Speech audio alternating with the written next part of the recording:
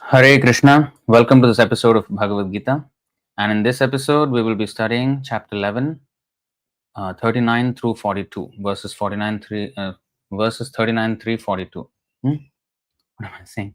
Verses 39 through 42.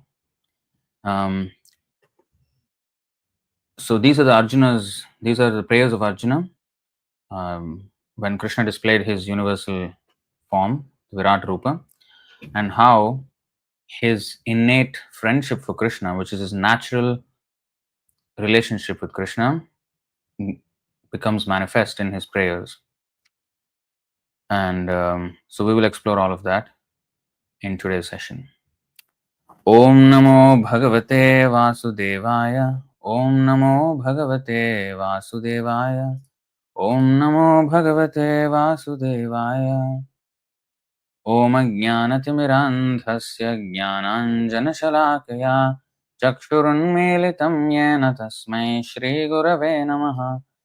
Shri Chaitanya Manobhishtam Sthapitam Yena Bhutale Swayam Rupa Kadamahyam Dadati Swapadantikam Vandeham Shri Guru Shri Yutapadakamalam Shri Gurun Vaishnavamscha Shri Rupam Sagrajatam Sahagana Raghunathanvitam Tam Sajivam Sadvaitam Savadhutam Parijana Sahitam Krishna Chaitanya Devam Shri Radha Krishna Padan Sahagana Lalita Shri Vishakhanvitamscha He Krishna Karuna Sindho Dinabandho Jagatpate Gopesha Gopika Kanta Radha Kanta Namostute Tapta Kanchana Gaurangi Radhe Vrindavaneshwari Vrishabhanusute Devi Pranamami Haripriye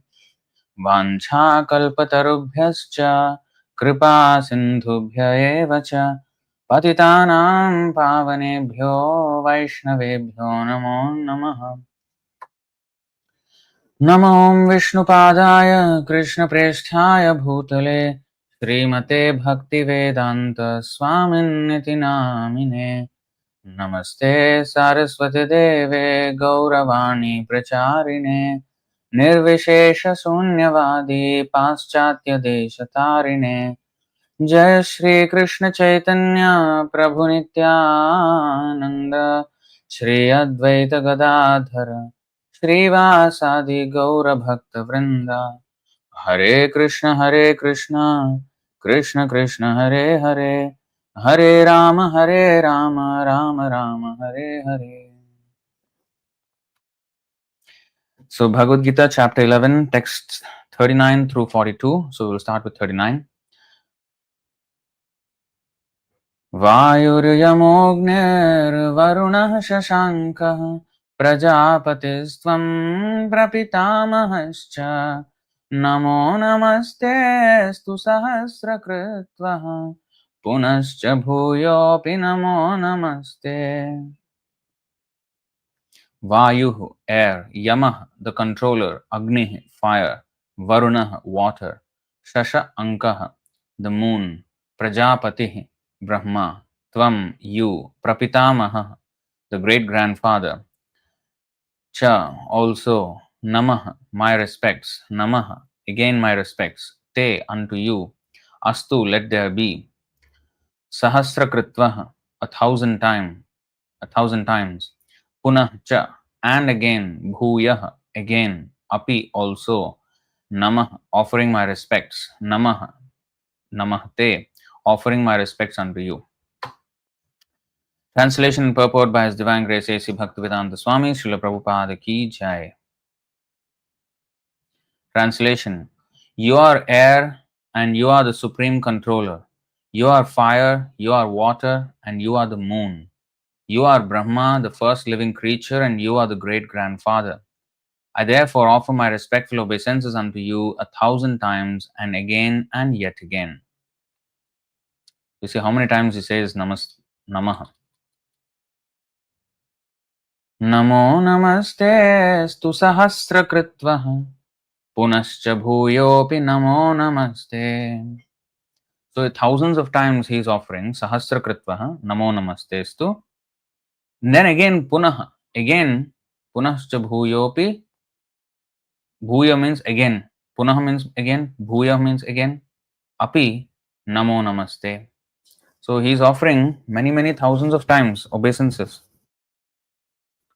Huh?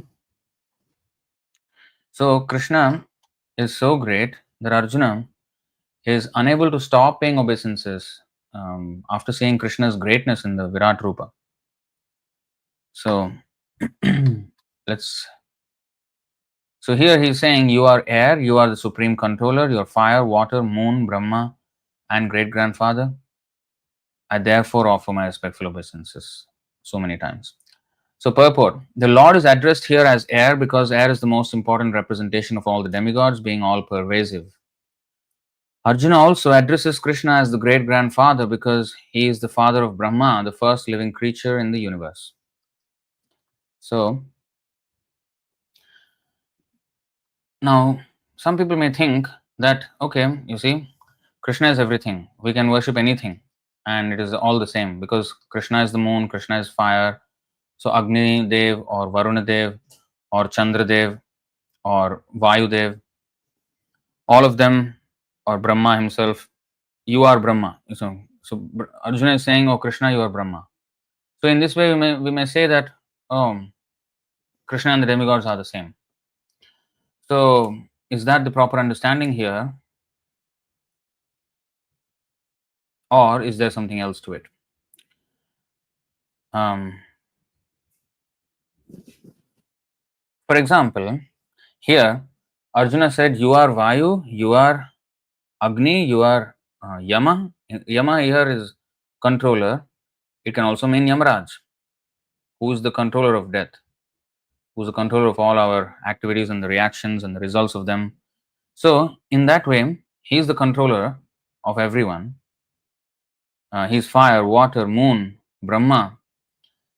But this prayer you will never see in regards to or in context of other demigods. Like for Vayu, if somebody wants to offer prayers to Vayu Dev or Agni Dev, Agni Dev is sometimes, you know,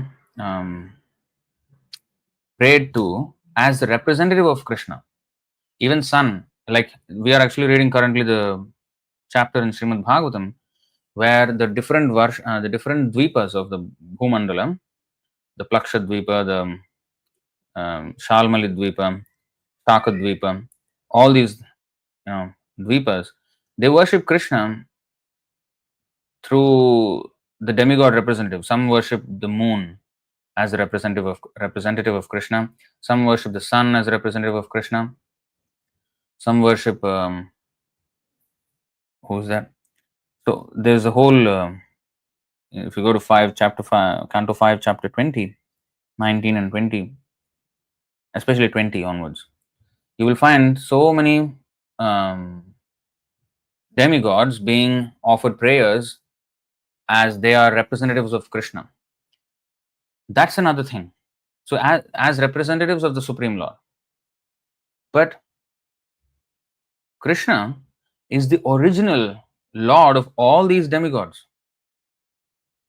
In fact, Krishna does not need these demigods to control the air, water, moon, fire, and sinful activities of people that Yamaraj does, or the creation that Brahma does.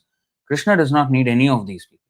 In fact, he can do all these functions by himself. And when he deputes someone to do those functions in the management of the universe, he's only giving them a chance to serve him as his representative. And if that demigod does so, then he will get benefited. But ultimately, Krishna is air. Krishna is Vayudev. Because original Vayudev is Krishna. Just like original creator is Krishna, Brahma is the secondary creator. He gave Brahma the instructions how to create. So in this way, if we analyze, Krishna is the origin of everything. Water, for example, and Krishna says in the Bhagavad Gita as much. Rasohamapsu kaunteya prabhasmi shashisuryayoh pranavah sarva vedeshu shabdah khe paurusham nrishu. In so many ways, in the 7th chapter and the 10th chapter, Krishna is asserting his opulences in this material world and how he represents the pinnacle of such opulences, like among the animals and the lion. So that does not mean when you see a lion that is Krishna. So that is explained very nicely in the 9th chapter.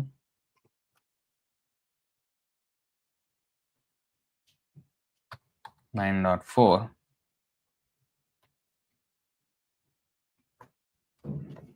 मया ततमिदं सर्वं जगदव्यक्तमूर्तिना मत्स्थानि सर्वभूतानि न चाहं तेष्वस्थितः. By me, in my unmanifested form, this entire universe is pervaded. All beings are in me, but I am not in them. So you see, he is pervading the entire universe. All beings are in him, but he is not in them. But of course, he is in them in the form of Paramatma. But that what is meaning here is that the lion is in Krishna, but Krishna is not the lion. Prabhupada gave a very nice example. Now there is the Ford, Mr. Ford, who is the um, CEO or the owner of the Ford company, Ford car company. Now the owner is called Ford, the car is also called Ford. Now car is Ford, Ford is not the car. Car is Ford, Ford is not the car. So the Ford is the brand that is originating from the person, the owner. So similarly, the brand of Krishna is there in everything, but Krishna is not everything. For example, this table on which this computer is there, this camera is there, or anything that you see, it's the branding of Krishna is there. It is Krishna's property, and it is in one way Krishna. It's not different. It's his energy. So it is him, but at the same time, it is not him. You cannot worship now the table. Oh, I'll do arati for table. No. So this is called achintya bheda abheda tattva. Bheda means difference. Abheda means non-difference. It is simultaneous. Everything is simultaneously one and different from Krishna. We are also one and different from Krishna simultaneously. We are one in quality. Nityo nityanam chetanas chetananam. So we are eternal. He is eternal. Krishna is eternal. We are conscious. He is conscious. But we are infinitesimally conscious. He is infinitely conscious. We are infinitesimal eternal souls. He is the infinite eternal soul. And the other thing is that he, one person, maintains the entire rest of us who are living off of him. We are living off of his mercy, of his supply. We cannot live on our own. We are dependent. We are not independent in our existence. But he is independent. He is Swarat, completely independent of our existence. He does not need us, but we need him. So when Arjuna says that you are air, you are fire, you are Brahma, you are Yama, you are Vayu, water, you are Varuna. So he has the potency of all the demigods. In fact, it is said that sometimes when there is no qualified living entity to become Brahma, what is the qualification of becoming Brahma? Two ways you can become Brahma. When you fall down from the spiritual world, the first birth you will take is the birth of Brahma. You will get the life of Brahma. So when you fall down from the spiritual world, the first instance you will start off as Brahma. We all started off as Brahma at one point, and we then degenerated until we got to the point of becoming the worm in the stool. So that is by descent, when we are descending. But then how to ascend to the platform of Brahma? Today morning's Bhagavatam class, which was not live streamed because it was a training class for new devotees to learn how to speak. So anyway, in that we have covered this. स्वधर्मनिष्ठः शतजन्मभिः पुमान् विरिञ्चतामेति ततः परं हिमाम् अव्याकृतं भागवतोऽथ वैष्णवम् पदं यथाहं विबुधाः कलात्यये. A person who executes his occupational duty properly for 100 births becomes qualified to occupy the post of Brahma. So if I am a Shudra, I have to do my duties perfectly in that lifetime. Then if I'm born as again Shudra, I have to do my duties without a mistake perfectly that whole life. And again, if I'm born as a Kshatriya, then I have to do my duties as a Kshatriya perfectly for that lifetime. Like that for 100 lifetimes. 1 second. 1 second. There is some.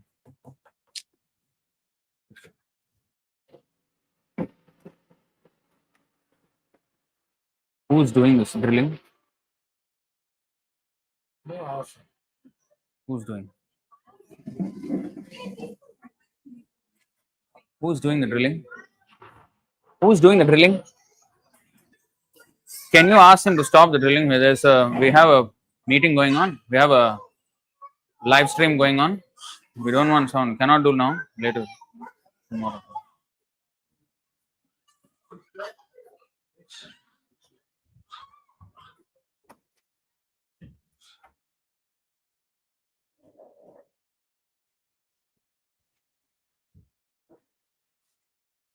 Okay. I'm sorry about that. There was some construction work going on. So there was some drilling that was making some sound. So sorry about that. A person who executes his occupational duty for 100 births. So if he is Brahmana, Kshatriya, or Vaishya, Shudra, for 100 lifetimes, whichever Varna he is born in or he is working in, he has to do his duty perfectly for 100 lifetimes. Then he can become Brahma. So that is the qualification of even becoming Brahma. Forget about going back to Krishna, which is even much higher. And you see here, see that interference, noise interference. I don't know if you can hear me. Please let me know in the comment section if you can hear the drilling sound, the wall drilling, and let me know. So a person who executes properly 100 lifetimes of in the occupational duties, he can achieve the post of Brahma. And if he becomes more qualified, he can approach Lord Shiva in the Sadashiva Loka.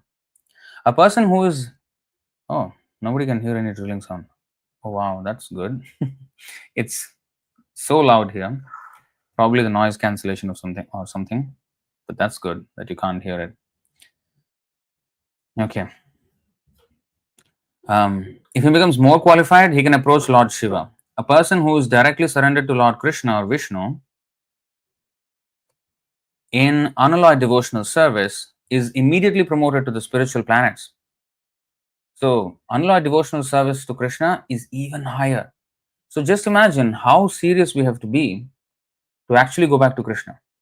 If we do our Varnashram duties perfectly for 100 lifetimes, then we can only achieve Brahmaloka. Then, even more qualified than Lord Shiva, Sadashiva Loka, which is even higher. And then finally, Vishnu Loka or Vaikuntha Loka, we can only achieve when we are perfect in our devotional service, unalloyed, without any karma jnana, anukulyana krishnanushilinam bhaktiruttama. So then we can attain Vaikuntha Loka. So just imagine how much seriousness is required to achieve Vaikuntha. So we think, we always want to go back to Krishna now, after this lifetime. Well, that requires a lot of seriousness. Of course, Prabhupada said 1 minute is enough. If you surrender to Krishna, sarvadharman parityajyam mamekam sharanam vraja aham tvam sarvapapebhyo mokshayishyami ma suchaha. Immediately, in 1 minute, we can get liberation. That's Krishna's mercy, but also that's not easy. That's bahunam janmanamante jnanavan mam prapadyate. Prapadyate is to surrender. Krishna is asking us to surrender. Sarvadharman parityajya mamekam sharanam vraja. That surrender will not happen unless it is after millions and millions of births. But if we choose to take the instruction of a pure devotee, whether we are qualified or not, then immediately we will be purified. We will be purified and we can surrender to Krishna. It's actually our independence, minute independence, whether we choose to surrender to Krishna or not. So, when we surrender to Krishna, then immediately we are released. But why 100 lifetimes and all these things? Because we don't surrender to Krishna. So, in the gradual course of events, it will take us a long time, many, many lifetimes. In fact, even after coming to Krishna consciousness, it is said every morning we chant this. What is that?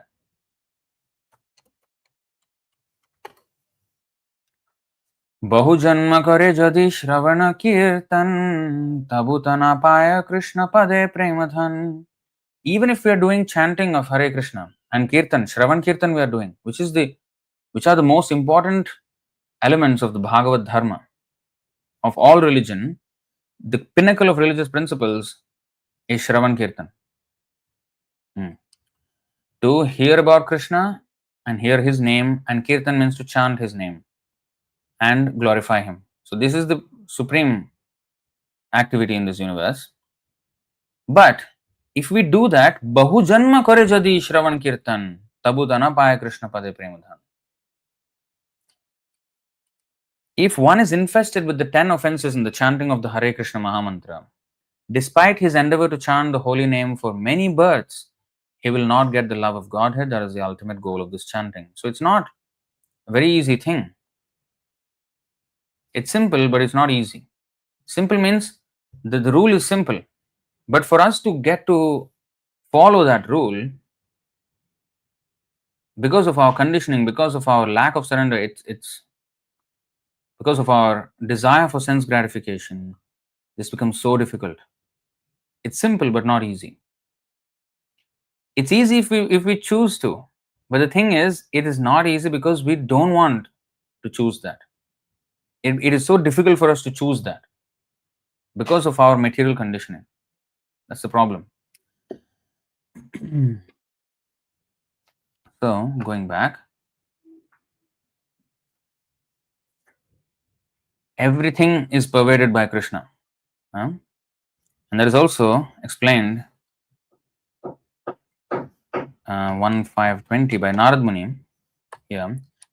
Idam hi vishvam bhagavani vetaro yato jagat sthana nirodha sambhavah tadhi swayam veda bhavams tathapite pradesha matram bhavatah pradarshitam. The Supreme Lord, personality of Godhead, is himself this cosmos. So he is himself this cosmos and everything that exists here. And still he is aloof from it. From him only has this cosmic manifestation emanated, in him it rests, and unto him it enters after annihilation. Your good self knows all about this. I have given only a synopsis. So you see, by him, this entire cosmos is pervaded. He himself is this cosmos. And I think the prayer was there. Tvayatatam.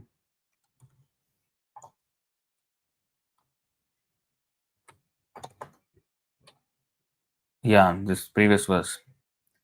Tvayatatam vishvam anantarupa. Tvayatatam vishvam. We have read this 1138. This universe is pervaded. Tvayatatam vishvam. Arjuna is saying. Maya tatam idam sarvam, Krishna said. Tvayatatam vishvam is said by Arjuna. And Narad Muni is also saying the same thing. Idam hi vishvam bhagavan ivetaraha. So he is pervaded, universe is pervaded by him.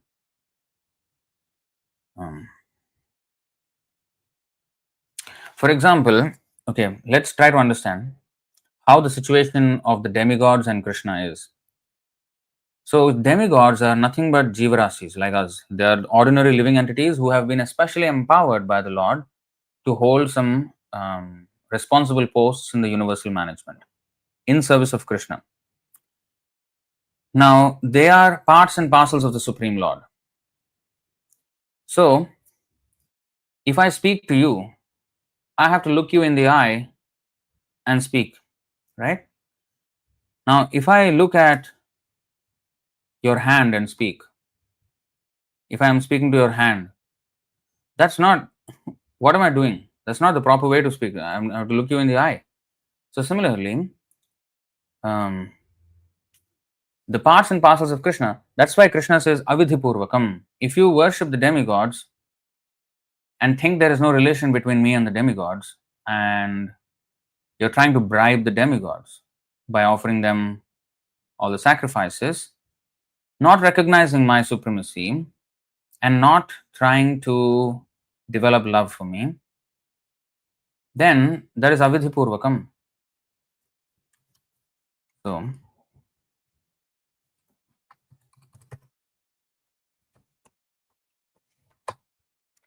येऽप्यन्यदेवता भक्ता यजन्ते श्रद्धयान्विताः तेऽपि मामेव कौन्तेय यजन्त्यविधिपूर्वकम् अविधिपूर्वकम् yajanti. They worship in a wrong way. You see, yajanti avidhipurvakam.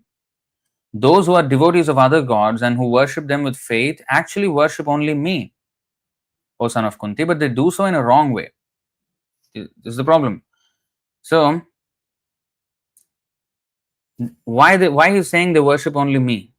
Oh, I can worship Krishna and by worshipping Ganesh, it's all the same. No, but they do so in a wrong way, without proper understanding. But if you worship Krishna, automatically you are worshipping all the demigods anyway. And also, you don't need to worship separately because Krishna is the worshipable person. The demigods are not worshipable people. They do accept our offerings because Krishna has deputed them to accept our offerings only when we are materially contaminated, to at least keep us in the Vedic fold. And okay, Krishna is thinking that okay, this living entity has no love for me now. He has forgotten about me completely. So even if he wants something material, because of his atheistic propensity, see, the thing is, we are atheistically aligned. The reason why we're in this material world is because we rejected Krishna. So all our activities here are of rejection of Krishna. So by fundamentally we are against Krishna. So Krishna recognizes that. But Krishna also recognizes the fact that if we continue to remain like that, we will go deeper and deeper and we will never come out. We can never come back. There's no redemption. So he has created a system where he says, okay, these persons are not interested in me. Then there are these souls who are interested in sense gratification but also are interested in serving me. All right, I will appoint them as these demigods, devatas, and they will be able to manage the universal affairs for my service, in my service, and they will be able to accept sacrificial offerings from the living entities, and the living entities want to just be happy in this material world. Okay, they can worship these demigods, and the demigods can give them all the facilities for happiness, for comfortable life in this world. But the demigods, being living entities just like the ordinary people, only empowered by me,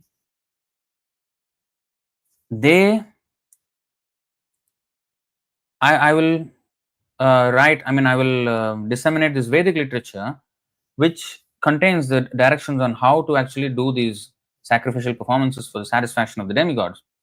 So in that way, at least they will follow those directions that I have given to worship these demigods. But then whatever they get, I have to sanction it. Without my sanction, these demigods cannot give anything. That does not mean every time the demigods will go back to Krishna and ask him, can I give him this? This person is praying for me this. No need, because Krishna gives them the power of attorney. So without consulting Krishna again, they can give. But that power of attorney is given by Krishna to the demigods in order to bless the living entities who come to worship them. But because they are doing so, those instructions of following the Vedas to worship the demigods, although for their own sense gratification, they are following something of the Vedas. So in some way, indirectly, they are obedient to Krishna. Because Krishna has given the Vedic literature, Veda, Narayana Sakshat. So indirectly, they are obedient to Krishna now. So that obedience will redeem them. It's not the demigod worship that will redeem them. It is the obedience to Krishna by following all the Vedic rules and regulations of the sacrifice. That obedience is what saves them or redeems them and reinstates them eventually after many, many lifetimes, after many hundreds of lifetimes, back to the position of devotional service. So that is the whole agenda behind this worship of the demigods and demigod worship. So if I don't, as a ordinary living entity, if I don't understand that the demigods are nothing but agents, a proxy of the Supreme Personality of Godhead, and it is the Supreme Personality of Godhead, Krishna, who is actually worshipable, then our understanding becomes proper. So those people are intelligent. That's why today Arjuna is actually emphasizing that point.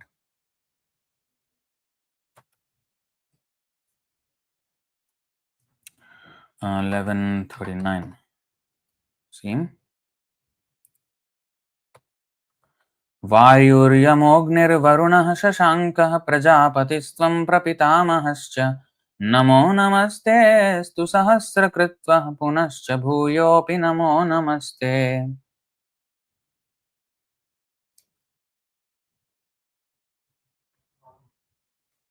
Your air, your supreme controller, fire, water, moon, Brahma, great grandfather, everything. I therefore offer my respectful obeisances.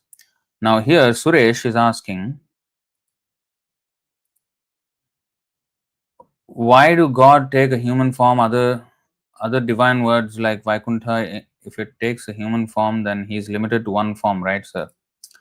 Okay, the English is not so this thing, but I think understand what you're saying. So God does not take a human form. When Krishna came, it's a human-like form. It's not a human form. Human form. In fact, human form is a reflection of God's form. We have a God-like form. We have a God-like form, not he has human form. So, Krishna's original form is Shamam Tribhanga Lalitam Niyata Prakasham. Niyata Prakasham means eternally existing, two-handed and two legs, and playing a flute with the Tribhanga Lalita, threefold bending form. Now, he is not limited by that form. We are limited. This is the problem. When we calculate Krishna with our understanding of what a form is, when we will be undeniably mistaken, disproportionately mistaken. So when we say Krishna's form, it's not a limited form. Even though he may come in a limited dimension, he is still not limited. Although he has two eyes, but he's also said, Sarvatra Panipadam Tat Sarvatokshi Shiromukham. Sarvasah Shrutimalloke Sarvamavritya Tishtati. He has thousands of eyes, ears, and nose, everything everywhere. Although he has two eyes, he can see everything everywhere. Inside, outside, dark, bright, everything he can see without a problem. So we don't have such thing. We don't have such power. We should not calculate Krishna also to be under that rule. He's not. That's why his form is called Sachidananda Vigraha. His form is full of eternity, bliss, and knowledge, not like ours. Our body is asat, it is not eternal, it's not truth. Asat means not truth, right? So something which does not stay true for long, forever, is not truth. That's a temporary thing. That's it. So asat means temporary. And it may be a temporary truth for a while, but it's not an eternal truth. So it's asat. Achit. Achit means there's no knowledge. This body is a network of ignorance. Sharira avidya jal. It's a network of ignorance, avidya. Then Nirananda. Asat, Achit, Nirananda. Not Sat, Chit, Ananda. Nirananda means full of misery. Our material body is full of misery. Janma, Mrityu, Jara, Vyadhi, Dukkha, Doshanudarshanam. Birth, death, old age, and disease. It's painful. Even if you want to enjoy this material body, it will be painful.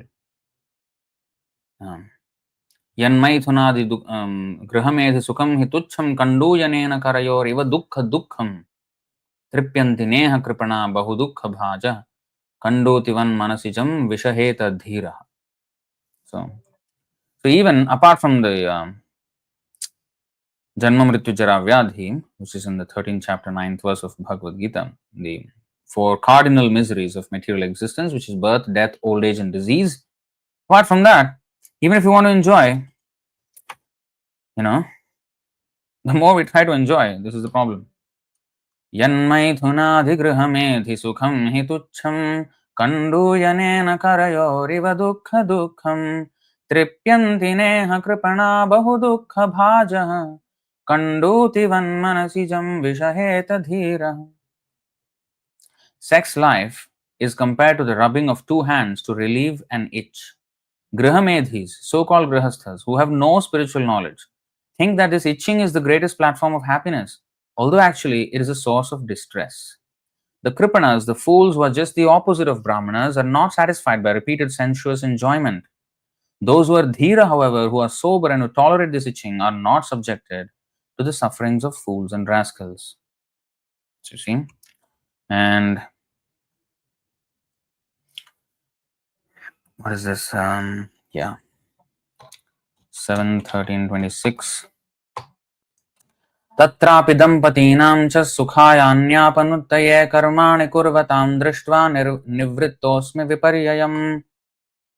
In this human form of life, men and women unite for the sensual pleasure of sex, but by actual experience, we have observed that none of them are happy.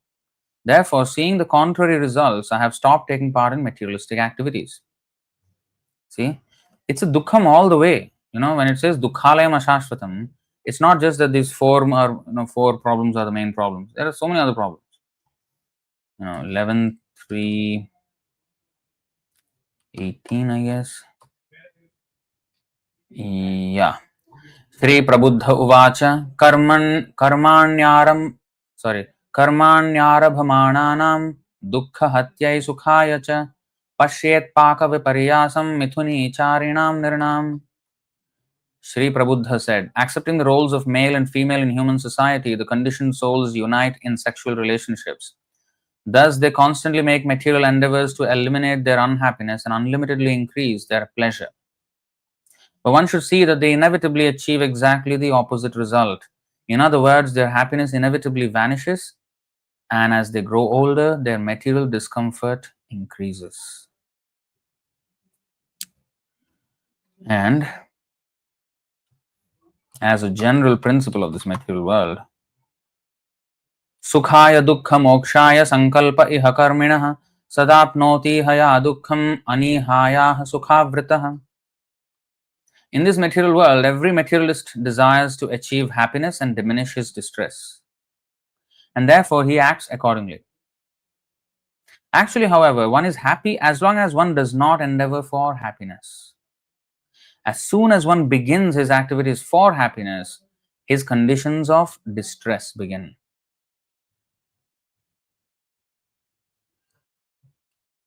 See? So if you don't endeavor for happiness in this material world, if we don't seek happiness in this material world, if we just seek atmaratireva syat, atmarati means those who are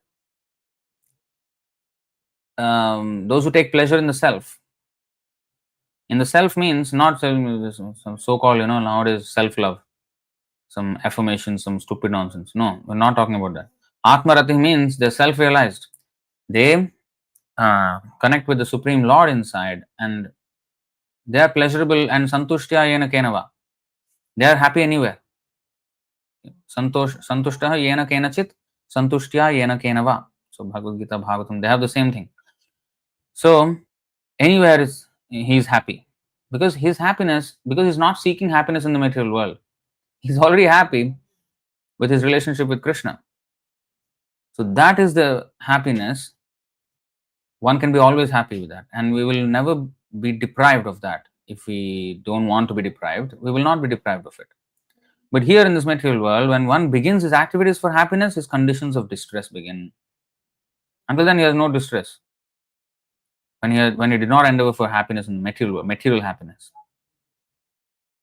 But as soon as he starts, the conditions of distress begin, because now he has accepted the point that, oh, I'm not happy, so I need this to become happy. So that endeavor to get that is unhappiness. So anyway, so Raja is asking, what is happiness? Anandamayobhyasat. So we are supposed to be always happy. Happiness means that which is uninterrupted and ever increasing infinitely. So that is happiness. The feeling of happiness is, everybody knows what happiness is, but we only get very small droplets of it in this material world. There is a very nice song by a Vaishnava poet Vidyapati. He sang, Tatala saikate bari bindu sama sutamita ramani samaje. So he said, this material world is like a desert, and when you're in a desert, you are extremely thirsty. You need a lot of water. But if somebody gives you one drop of water, that does not satisfy. So, the Sutamita Ramani Samaje, the society, friendship, and love in this material world does not satisfy our thirst for happiness. We are happy, yeah, with them a little bit, but nowhere close to, immediately it's gone again, and there's a lot of struggle to maintain that happiness, whatever. Yes. So it does not last. The real happiness that actually lasts unlimitedly and it grows. Anandambudhi vardhanam. Vardhanam means ever increasing, newer and newer, fresh, ever fresh. Nitya nutanaha, navayauvanam. These words are used in the Shastra to describe Krishna and his holy name and the happiness that one finds in Krishna consciousness. It's unending. Susukham kartum avyayam. Here it is a bahudukha dukkham. Krishna consciousness is susukham, unlimited happiness. Sukham atyantikam yadad buddhigrahyam atindriyam. It's transcendental to sense pleasure. Here we define happiness as sense gratification. If the sense can be supplied a sense object, that contact, we term it as happiness. But actually, we are not even the senses. So, our happiness is when we come in contact with Krishna. We, being the part and parcel, should contact again Krishna. That is called yoga. Now we are in disconnect with Krishna. We have forgotten him, we don't have faith in him, we don't have confidence that he's even there, he exists. We don't even know anything, we don't even know who we are. So this disconnect from reality is viyoga, is a state of viyoga, separation, disconnect. Now yoga means to connect back to our original relationship with Krishna, which never gets interrupted. Never gets interrupted. Eternally it goes on. Jiver Swarup Hoy Krishner Nitya Das. So when we revive that, then we will feel permanent, uninterrupted, ever increasing happiness in relationship with him. We seek relationships in this material world because we think happiness is achieved in that way. And yes, relationships do make us happier when we have a good friend that we can chat with and spend time with. We are happy when we have man goes for a woman, woman goes for a man, because they find happiness in such union, because we seek relationships for happiness. But like a mother, when a woman gives birth to a child, now she has a relationship with the child, and then she's very happy serving the child and seeing the child grow. So it brings happiness. So relationships make us happy. That is true. We cannot be happy on our own. If we try, it won't last very long, and it's not sustainable. It's very fragile. But if we cultivate relationship in this material world, that will also not survive the test of time, because in the course of time everything will be destroyed, nothing will remain. So We should cultivate relationship that is permanent. That we already have. We just forgot. Jiver Swarup hoy Krishner Nityadas. Krishna says, Mamaivamsu Jivaloke Jivabhuta Sanatana. We are Sanatana Amsha of Krishna. So we are eternally part and parcel of Him, eternally His servant. So we just forgot that because we wanted to play the Lord now. So we were sent into this material world. Okay, you play the Lord, try to be happy, see if you can. If you can't, when you can't, I'm here for you. Krishna is waiting. So that is the arrangement, that is the whole program. So if you want to be happy, then we have to cultivate our relationship with Krishna. Sometimes some other relationships are also cultivated in this material world, not just like family members or friends or something. I want to establish my relationship with my country. I love my country and I'm patriotic. I become an army officer or something because I love my land of birth. That is also a relationship, and that makes one happy. One sacrifices his life. One goes to great lengths to um, fulfill that relationship, right? So relationships drive us in anything. Relationships drive us. So which relationship we want to be driven by? Which relationship is worth fighting for? That we have to take up. So our relationship with Krishna is our eternal relationship. Even if we extend our relationship to nationality or even humanity as a whole, oh, I want to be an altruist or a philanthropist or a charitable person, and I want to help fellow human beings, or I want to take up animal rights causes, fight for animals' rights. So I try to develop a relationship and then build missions around that relationship. So every relationship, every mission, every activity that we have is based on relationships. So we seek happiness out of relationship, anandamayo bhyasat. Our eternal relationship, if we extend our domain, like okay, my family, my community, my species, or my country, my species, or even other species, I may find, or the environment, because I live on this planet. I love Mother Earth, Mother Nature, and I will, plant trees and ecological development I will do and regenerate forests and regenerate ecosystems because I love my planet. So, relationship again, it comes back to relationship. What relationship are we protecting and fighting for? In any activity of any man, we have to know what does he have a relationship with, that he is acting for, that he is working for, fighting for, protecting, trying to protect. So, in that we seek happiness, but our real happiness will be achieved if we re-establish our relationship with Krishna, who is the all-pervading Supreme Personality of Godhead. We can extend our domains of affection, but until we reach Krishna, the supreme domain of all affection, then that affection for Krishna will completely satisfy us, because through Krishna, then we will love everything, because everything belongs to Krishna. Now, if I love the entire planet Earth because I'm born in it, so I'm trying to transcend the borders of countries and trying to love something or act for a cause that is much bigger than just my country, right? Like if I love my country, then I will have enmity with other countries who are trying to attack me or something like that. So my love cannot be universally expanded when I have only national love. So if I have my affection for now the earth, or sometimes it's humanity. I mean, humanity is, well, what about the other species? Okay, let's add other species. But what about the trees? What about the earth? What about the water, the oceans, the fish there? I mean, okay, earth. Let's love Mother Earth. So they want to increase their domain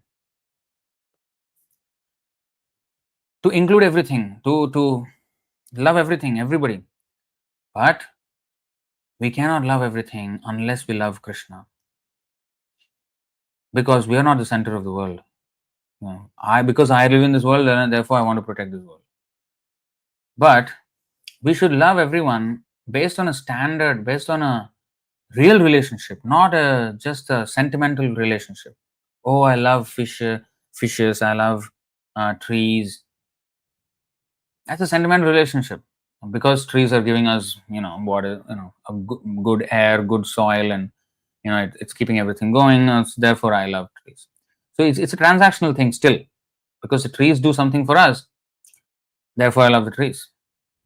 So again, it's just a transaction. Again, it's not real love. Real love means when I actually feel, and not just feel, when I know what is actually right, and then feel for the misery. So it's called paradukha dukhi. So firstly, we have to understand our relationship with Krishna, that we are an eternal servant of Krishna. Then we will understand that everybody is an eternal servant of Krishna. Everybody is related to Krishna, and therefore everything and everyone is related to everything and everyone else through Krishna. Then comes the real peace, the solution for peace. Not just arbitrarily saying that, oh, we are all brothers. How am I brother? You have a different father and mother, I have a different father and mother. How are we brothers? Don't give me crap. It's just some sentimental feeling. So it's not a fact. When we say brothers and sisters in the context of Krishna consciousness, now it is actually a fact, because Krishna is the father of everyone. He is the chief living entity of among everyone. So we are all like his children. Sarva yonishu kaunteya aham bija pradah pita. Of all species of life, I am the father, Krishna says. So that understanding we will get when we are Krishna conscious. Then only real happiness happens. Okay, so let's go back.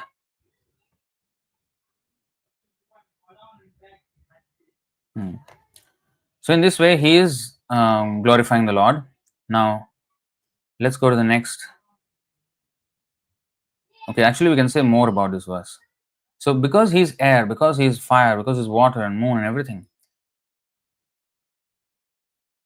through these, he can see everything. He can perceive, he can witness everything. So, he's always our witness. So, it is said here, 6142.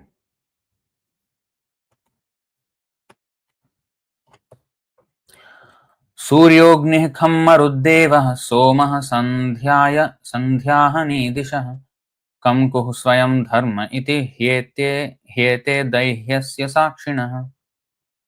The sun, fire, sky, air, demigods, moon, evening, day, night, directions, water, land, and the supersoul himself all witness the activities of the living entity. So how can fire witness the activity of living entity? It's fire, it's just a dead thing, it's just some flames, some combustion.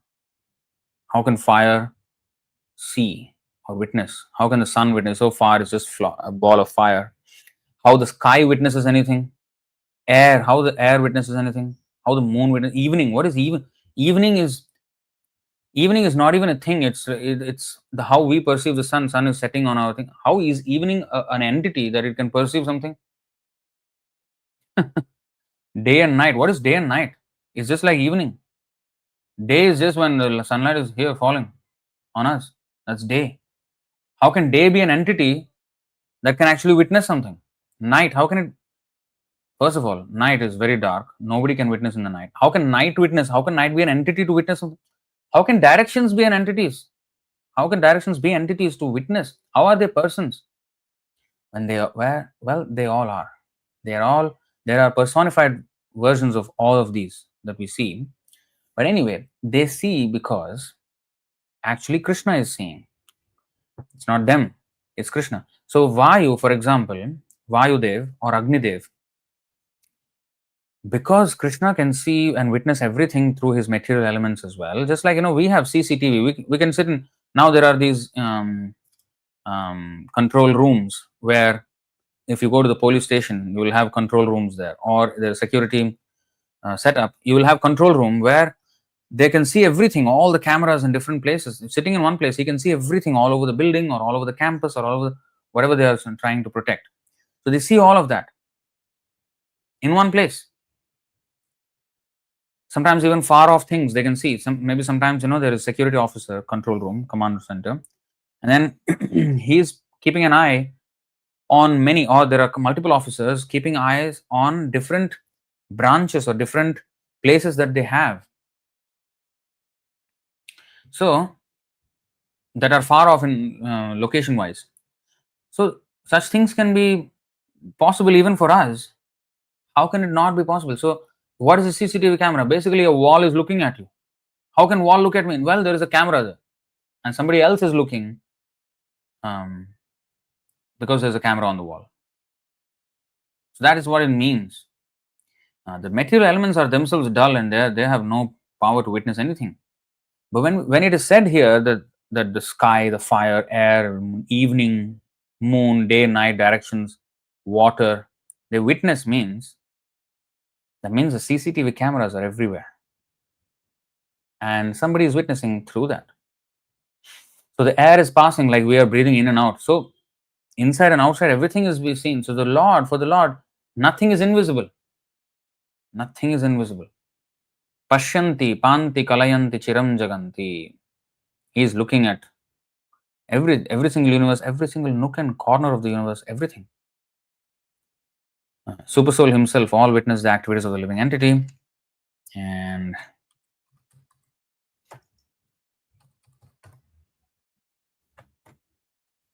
13-14 Sarvatah panipadam tat sarvatokshishiromukam sarvatah shrutimaloke sarvamavritya tishtati. Everywhere are his hands and legs, his eyes, heads and faces, and he has ears everywhere. In this way, the supersoul exists, pervading everything. This is how he exists. So, all right. So, coming back, go to the next verse, 11:40. Namah purastadath prishtataste namostu te sarvata eva sarva ananta viryamita vikramastvam sarvam samapnoshi tatosi sarva. Obeisances to you from the front, from behind, and from all sides. O unbounded power, you are the master of limitless might. You are all pervading and thus you are everything. So, offering of obeisances, this is what Krishna said. Manmana bhava madbhakto madhya jimam namaskuru. Namaskuru means offering obeisances. Offer obeisances to me. So, if you really understand the greatness of Krishna like Arjuna did here, you will automatically offer obeisances. You see obeisances to you from the front, from behind, from all sides, and thousands of times, sahasra kritva. So, you see, and bhuya, punascha bhuyascha namo namaste. So, you see how many times he's offering obeisances. Not only obeisances to Krishna, but obeisances to things that belong to Krishna as well. Tadiya. Like we pay obeisances to Tulsi Maharani, we pay obeisances to Vaishnavas, we pay obeisances to the Srimad Bhagavatam. Narayanam namaskritya naram chaiva narottamam devim saraswatim vyasam tato jayam udirayet. So we are offering our obeisances to Narayana, Naranarayan Rishi, Saraswati, Mother Saraswati, Vyasadev. And we are offering obeisances to, if you see Mangala Sharan prayers, all the personalities. We are offering obeisances to Bhagavatam, Bhagavad Gita. If you see other religions like Sikh, for example, they bow down to the Guru Granth Sahib. Guru Granth. So the Granth is the Guru. So offering obeisances. So offering obeisances, Sankhya Purvaka Namagana Natibhi. So the Goswamis, the 6 Goswamis, especially Raghunath Das Goswami, he had a sadhana on how many obeisances he has to do every day. Like we have 16 rounds we have to do every day, right? On the mala, minimum. Now, he had also additionally that every day he has to pay 1008 obeisances to Vaishnavas. That's his vow. Sanatana Goswami's vow was every day he has to do Govardhan Parikrama. He has to do a circumambulation of the Govardhan hill. So all the devotees, they had different sadhanas, like there's different vratas, vows. So obeisances, some people do. If you go to Govardhan Parikrama, you will find that some people do Dandavat Parikrama. So they will bow down and then get up, and then where their hand was outstretched, From that point, they will put a stone there, and then they will walk up, they will get up, walk up, and put their foot there, and then again another dandavat, prostrated obeisances, like that dandavat parikrama of Govardhan parikrama of Govardhan hill. Some people do ashtottara shata dandavat parikrama. Some people do dasha dandavat parikrama. Like every place they do 10 times dandavat and then go to the next 10 times dandavat. So they'll take stones, like 10 stones, and then they'll do dandavat and then next, like that dandavat parikrama, dasha dandavat parikrama, shata dandavat parikrama, ashtottara shata dandavat parikrama, like that. So paying obeisances is always, and it's not just, when you say dandavat means not just body paying obeisances. There is the element of the mind, you see.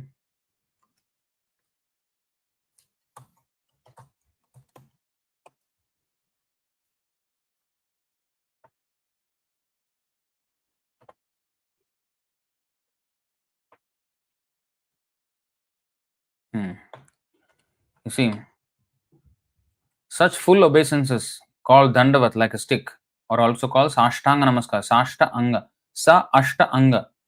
With 8 parts, we are offering respects. What are the 8 parts? Dorbhyam, padabhyam, janubhyam, urasa, shirasa, drisha, manasa, vachasa, cheti, pranamoshtanga iritaha, pranamaha ashtanga iritaha. The obeisance is offered with 8 limbs. Limbs means not just, usually we say limbs means hands and legs. No, here limbs means 8 parts, 8 angas, 8 aspects of a pranam. Prostrated obeisances constitutes 8 parts. What are the 8 parts with which we are offering obeisances? 2 arms, 2 legs, 2 knees, the chest, the head, the eyes, the mind, and the power of speech. So you see, mind, eyes, and power of speech is also there. So we have to also say the mantra, pranati mantra. Nati means to offer obeisances. Pranati means to physically offer obeisances. Pranati mantra. Then there is a mantra. So because power of speech also is one of the ashtanga, not just all like physical parts. Speech, which is a more subtle thing. Mind. Our mind should be offering obeisances all the time. That's the main thing actually. The other things are secondary. The mind, you see, Savai Manah Krishna Padaravindayor Vachamsi Vaikuntha Gunanuvarnane. Okay, let's see Ambarish Maharaj, how he served Krishna with all his different parts of the body. But first thing he did was focus his mind on Krishna, because otherwise there's no point in just physically serving and mentally gratifying senses. No, you see. Savai Manah Krishna Padaravindayor Vachamsi Vaikuntha Gunanuvarnane Karau Harer Mandiramarjanadishu Shrutim Chakarachuta Satkathodaya Mukundalingalaya Darshane Drishao Tadbhrityagarsha Tadbhrityagatra Sparshenga Sangamam Ghranam cha tatpada saroja saurabhe Shrimattulasya rasanam tadarpite Padau hareх kshetra padanusarpane Shiro hrishikesha padabhivandane Kamam cha dasye natu kama kamyaya Yathottama shloka janashraya ratihi. See how beautifully he is engaging in himself. Maharaj Ambarish always engaged his mind in meditating upon the lotus feet of Krishna. And then his words in describing the glories of the Lord, his hands in cleansing the Lord's temple, and his ears in hearing the words spoken by Krishna or about Krishna. He engaged his eyes in seeing the deity of Krishna, Krishna's temples, and Krishna's places like Mathura and Vrindavan. He engaged his sense of touch in touching the bodies of the Lord's devotees. Not molest them, but actually touch their feet. Of course, it's different types of touching, because To elderly devotees or to more advanced devotees, we touch their feet. Usually of the same caliber, of the same advancement, they usually embrace. And when somebody is junior, then they may touch their head. So in that way touch, but don't molest. So he engaged his sense of smell in smelling the fragrance of tulasi offered to the Lord. And he engaged his tongue in tasting the Lord's prasad. He engaged his legs in walking to the holy places and temples of the Lord. His head in bowing down before the Lord, and all his desires in serving the Lord 24 hours a day. See? Indeed, Maharaj Ambarish never desired anything for his own sense gratification. He engaged all his senses in devotional service, in various engagements related to the Lord. This is the way to increase attachment for the Lord and be completely free from all material desires.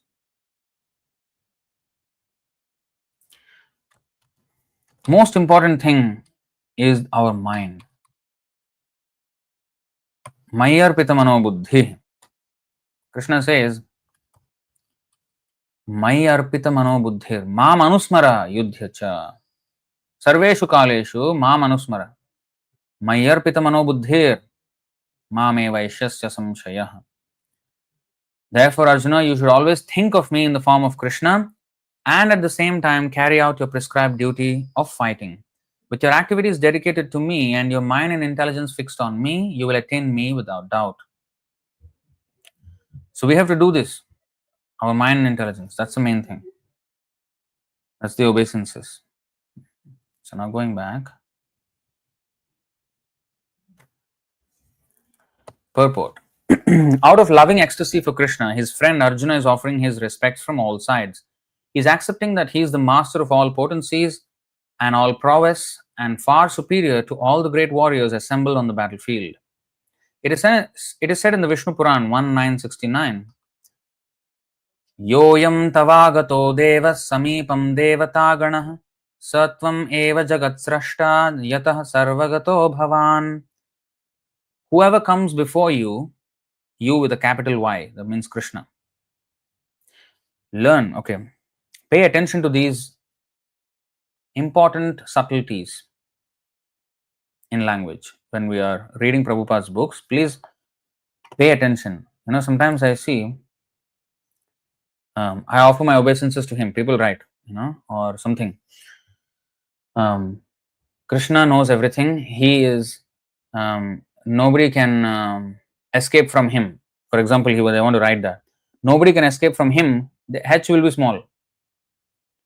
That's not etiquette. H should be capital when it is referring to Krishna. And you see, whoever comes before you with a capital Y, that's not English. That's not usual rule of English, right? But here Y is capital because it's referring to Krishna. So please pay attention, and please, when you write like that. When we are reading Prabhupada's books, we should notice more than just the words. We should notice everything like this. Minutely, we should observe. Minutely, acutely, scrutinizingly read. Okay? Whoever comes before you, even if he be a demigod, is created by you, O Supreme Personality of God. So you see here, he, even if he be a demigod, he is small h because it's not referring to Krishna. He's a demigod or an ordinary soul or a big man in this material world, on this planet. Doesn't matter. When it's not Krishna, it's not capital. And Radharani, Lakshmi, they are also addressed with capital. She, S will be capital for Radharani. So like that. But the demigods, no. The ordinary living entities, no. But Krishna and Radharani or Lakshmi, Narayan, Sita, Ram, all capital. So anyway, whoever comes before Krishna, even if he be a demigod, is created by you. So whoever other than Krishna are all created by him. So that means he is the origin of everything. Anadir, Adir Govinda. He is the origin of everything and everyone. So we should never think, oh, this is like in some religions they treat there are the two opposing forces, God and Satan. Like in Christianity, they think like good and evil, God and Satan, as if a Satan is had loggerheads with God. No, Satan is just Maya. Yes, it takes us away from Krishna. That's because she does not want Durga. She does not want us to disturb Krishna. So she will take us away from Krishna. Yeah. Because we want to we want it to be bewildered. If we don't want to be bewildered, then she cannot do anything. Mameve prapadyante mayametam tarantite. We call Maya, they call Satan. Satan, some devil or something. But actually, that devil, that Maya, is actually Krishna's maid servant only. So it's an indirect way of bringing us back to Krishna by showing us the painful nature of existence without Krishna. And then eventually, by reverse psychology, bring us back to Krishna. So even if it is Satan, it is created by God only. How can God create Satan? Oh, create Maya, something which is bad. No, no. Yeah, he can. He is the one. Yeah, he can create good and bad, but he is not implicated by that. Like prison is not a very pleasant place, but every government must have a prison. It is something that is necessary because there will be some idiots who will go have to be housed, have to be accommodated there. So we are those idiots who have to be accommodated in this Maya realm. So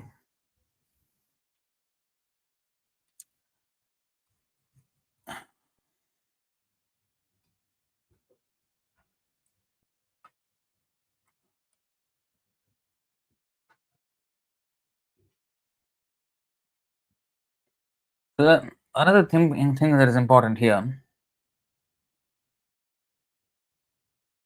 Arjuna is fully convinced that Krishna is the supreme personality of Godhead, and therefore the others in the battlefield, however great they may be, it doesn't matter. They don't come anywhere remotely close to Krishna's prowess. So in our lives as well, we have reservations. We have reservations on how we deal with people, and sometimes we think those situations are very important, or oh, these are very, I should hide my Krishna or anything related to Krishna when I'm with these people. You know what that means? In our heart, Krishna is not as big. He's not in the foreground of our heart. He's there, but in the background. In the foreground are the people around us whom we consider more important. And for that, even if we theoretically know that Krishna is more important, but we prioritize for the likes and dislikes of the people around us and not of Krishna. So practically, we don't live without theoretical understanding that Krishna is actually more important in our life. We should learn how to prioritize Krishna at every point. Krishna has to be prioritized in everything that we do. Food, for example. Oh, if I'm going outside, oh, my colleagues, I have to, or my friends, I cannot dissatisfy them. I cannot um, say no to, suppose they want to go and eat at an expensive restaurant or, somewhere, and I cannot say no, they will feel bad. So, what is happening here? I am choosing to make Krishna feel bad, but then we convince ourselves, no, no, Krishna will understand. My friends won't understand. That's why I need to kind of pander to their likes or their preferences. Krishna will understand my difficulties, so he will excuse me. Or just because he will excuse, you can do whatever you like. You can not prioritize him because he will excuse you anyway. That's not love. So, if anything, we have to prioritize Krishna because there is a nice verse. What is that verse?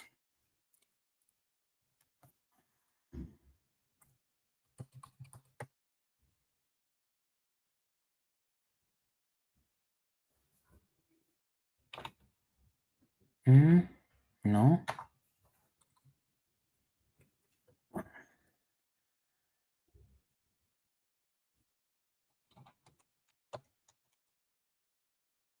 No. Oh,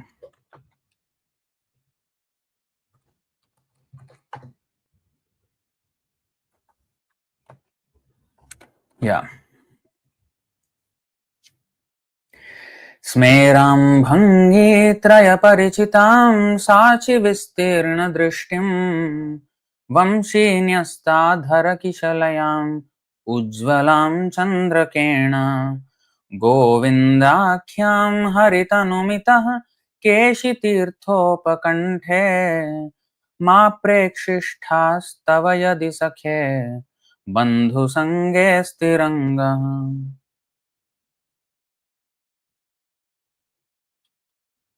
My dear friend, if you are indeed attached to your worldly friends, do not look at the smiling face of Lord Govinda as he stands on the bank of the Yamuna at Keshi Ghat. Casting sidelong glances, he places his flute to his lips, which seem like newly blossomed twigs. His transcendental body, bending in three places, appears very bright in the moonlight. But he's all attractive. He's Krishna. Do not look at his smiling face if you're interested in worldly friends. It's a reverse psychology verse. It is basically that because if you look at him, you're going to forget everything. Why? Because he immediately takes prominence. If we really understand, that's why Janma Karma Chame Divyam Evam Yo Vetti Tattvataha. Why is Krishna asking us to know him in depth? Because if we really know him, like Arjuna, when he really saw the greatness of Krishna, he was just like, of course, it is not that he was forgetfulness of Krishna's position, but his friendship was in a transcendental level. It's not that he was ignorant of Krishna's position, but his display of opulences immediately stunted his friendly relationship with Krishna and brought awe and veneration for the Lord. And he resembled a person who just discovered the greatness of Krishna. Okay, so in that way, he resembles us.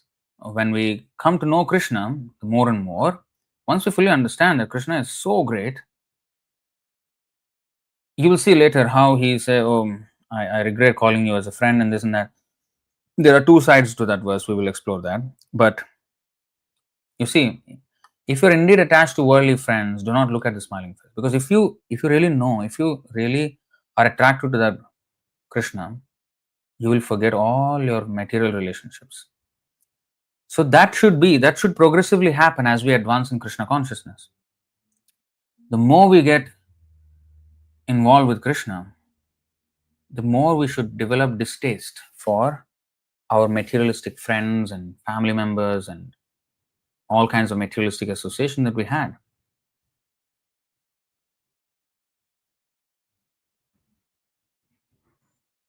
Okay, he should take prominence in our lives. So just like Arjuna, he understood that there are so many great warriors here on this battlefield on my side and the opposite side, but nobody, not even Bhishma, Drona, and anyone, even the greatest of demigods, cannot come anywhere near the position of Krishna. And therefore, I should just surrender to Krishna. That's the conclusion that Arjuna is coming to. That's why he's paying so many obeisances. Although Krishna is not fighting in this war and everything is happening according to his plan. Okay, so going back.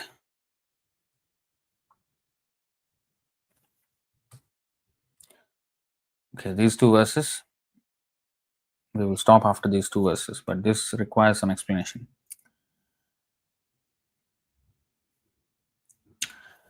Texts 41 and 42.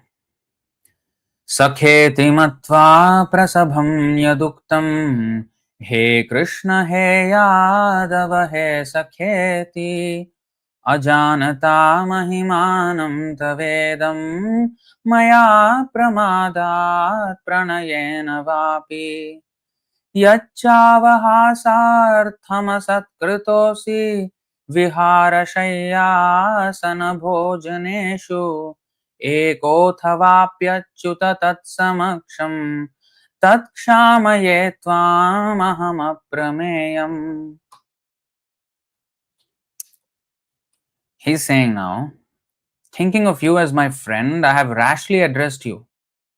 So in the past, oh, now I know how great you are. I addressed you carelessly before. But again, there are two sides to this. Anyway, we'll read the translation first. Thinking of you as my friend, I have rashly addressed you, O Krishna, O Yadava, O my friend, not knowing your glories. Please forgive whatever I may have done in madness or in love. I have dishonored you many times, jesting as we relaxed. Jesting means joking. As we relaxed, lay on the same bed and sat or ate together, sometimes alone and sometimes in front of many friends. O infallible one, please excuse me for all those offenses. Purport. Although Krishna is manifested before Arjuna in his universal form, Arjuna remembers his friendly relationship with Krishna and is therefore asking pardon and requesting Krishna to excuse him for the many informal gestures which arise out of friendship. He is admitting that formerly he did not know that Krishna could assume such a universal form, although Krishna explained it as his intimate friend. Arjuna did not know how many times he may have dishonored Krishna by addressing him, O my friend, O Krishna, O Yadava, etc., without acknowledging his opulence. But Krishna is so kind and merciful that in spite of such opulence, he played with Arjuna as a friend. Such is the transcendental loving reciprocation between the devotee and the Lord. The relationship between the living entity and Krishna is fixed eternally. It cannot be forgotten, as we can see from the behavior of Arjuna. Although Arjuna has seen the opulence in the universal form, he cannot forget his friendly relationship with Krishna. So these two verses have two sides to them. So as I said just now, I touched upon this just before we started this verse, that Arjuna is representing like people like us who take Krishna lightly. He also is saying here that I took you so lightly. I just called you, I have dishonored you. He mentioned dishonor. But by calling, oh, hey Sakha, hey Krishna, hey Yadava, that you belong to this Yadav family, you're a descendant of Yadu's family, or you are, oh Krishna, by your name I called you, oh Sakha, oh my friend I called you. But that's actually not dishonor. Because Arjuna was in that relationship with Krishna. But if I say Krishna, oh my friend, that is cheapening Krishna. I have no relationship with Krishna like Arjuna does. So I cannot say something like that. So he is representing us here, Arjuna, and in our mood, in his own humility, and when pure devotees offer prayers in humility, they invariably represent us. Because, for example, they say, like even Bhaktivinoda Thakur, Narottam Das Thakur songs, or even Chaitanya Mahaprabhu's prayers, Shikshashtakam, or Vritrasura's prayers, Prahlad Maharaj's prayers, all of them are praying, or Kunti Devi's prayers, they all are praying that I am very fallen. I am the most fallen. But that is their humility. But that is our reality. While they are exhibiting their humility, they are representing our reality. So when they pray so humbly that I am the most fallen, that is actually our reality. We are most fallen. They are not. They are actually Narottam, like Narottam Das Thakur. Narottam means the highest in the human society, the best of human society, the cream of human society, the elite of the human society, the topmost rung of humans. That is called Narottam. Opposite is Naradham. Krishna called Naradham who? Who those who don't surrender to Krishna, they are Naradham. Worst of humans. But Narottam Das Thakur, he is praying that, oh, I am the, what is that? Patita Pavana Hetu Tava Avatar, Mosama Patita Nahi Na Paibe Yaar. So, Chaitanya Mahaprabhu, you are the Patit Pavan, you are the savior of the fallen souls, but you will not find a fallen soul more than me. You will not find a more fallen soul than me. I am the most fallen. So, in that way, he is praying that although he is Narottam, he is Out of humility, he is thinking of himself as Naradham. That is a symptom of a pure devotee. Only a puffed up devotee who's just begun devotional service, who does not know the intricacies of devotional service, he thinks he's a great devotee.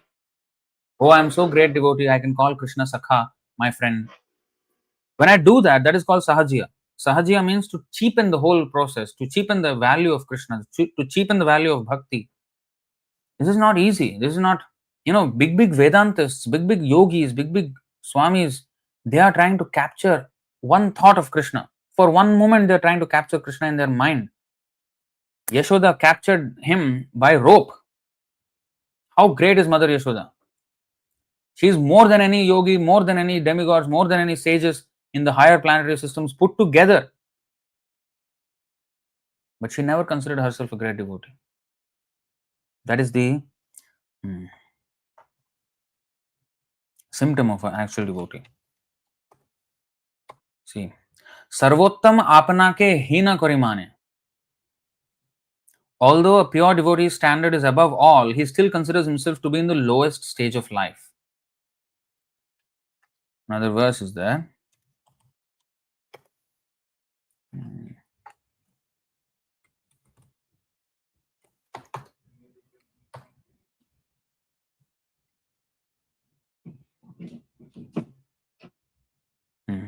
So you see, this is how an advanced devotee conducts himself.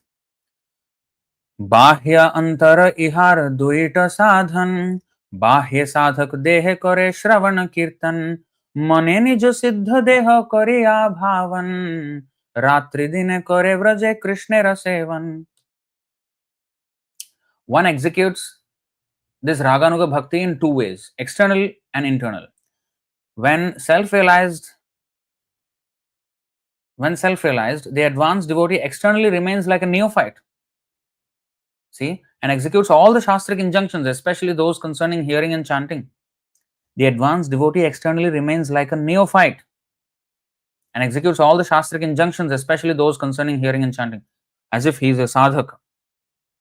But he's not a sadhak. He's achieved the highest. But he still executes. Externally remains like a neophyte to show example, especially those concerning hearing and chanting. And not just to set an example, but also he considers himself very fallen. And that's why he thinks he needs to do those things.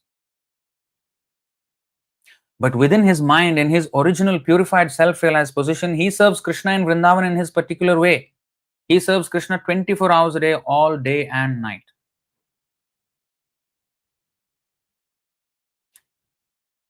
So when we say in the morning, Sri Radhika Madhavayorapara Madhurya Leela Gunarupanam Pratikshana Swadana Lolupasya Vande Guru Shri Charanar Vindam Nikunjayo no Ratikeli Siddhyai Yayali Bhiryuktirapekshaniya Tatrati Dakshadati Vallabhasya Vande Guru Shri Charanar Vindam. These two verses, the spiritual master is always thinking about the pastimes, meditating on the pastimes of Radha and Krishna. And he's expert at serving the gopis in assisting Radha and Krishna. So you may think, like, where is Prabhupada doing all of that? He's just like, talking about Krishna, he's talking about like soul and body and all these things, like not like high level spiritual stuff, just like the basics of spiritual life, which is like you're not the body or the soul. He's preaching to ordinary people. Where is he serving Radha and Krishna? This is how it does. Externally, he remains, like a neophyte, doing everything that everybody is doing, like Mangalarati and chanting and on the mala, and doing all the things like bathing and everything, like a sadhaka, reading books, preaching, talking about Krishna. Of course, he's writing books which others can't do. That is his contribution. But yeah, he's doing all the duties as if any ordinary person would do in Krishna consciousness. But within his mind, in his original purified self-realized position, he serves Krishna in Vrindavan. Wherever he is, even if he is in the dungeons of hell, he serves Krishna in Vrindavan in his particular way. In particular way means in his particular relationship.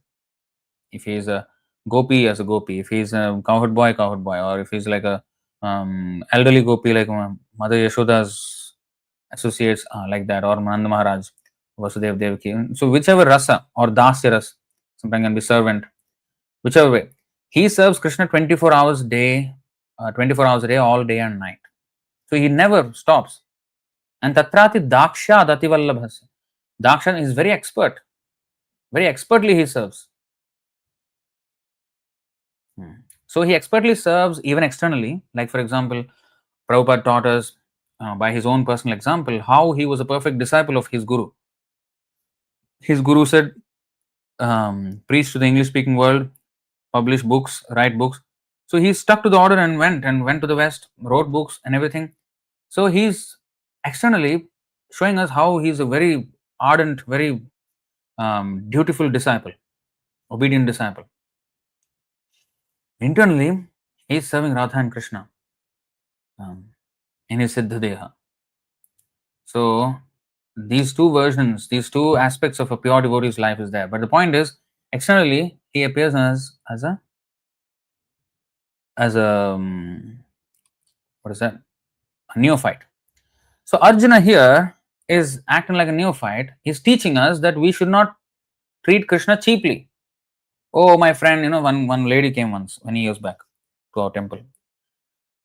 Then I was preaching to her, asking her to take a Bhagavad Gita, and I told her, see, Mataji, we have to go to Krishna only through a pure devotee. Otherwise, we cannot go to Krishna. We need the mercy of a pure devotee. Because if we go directly to Krishna, it is too much pride. So Krishna wants to see whether we are humble or not, whether we are dasa dasanu dasa Chaitanya Mahaprabhu taught us. So I was telling all these things. And she said, no, I directly speak to Krishna every time. Just now also, before you came out, I came into the temple room. I was speaking to Krishna. He was speaking to me. I treat him like my brother. I talk to him every time. I said, Mataji,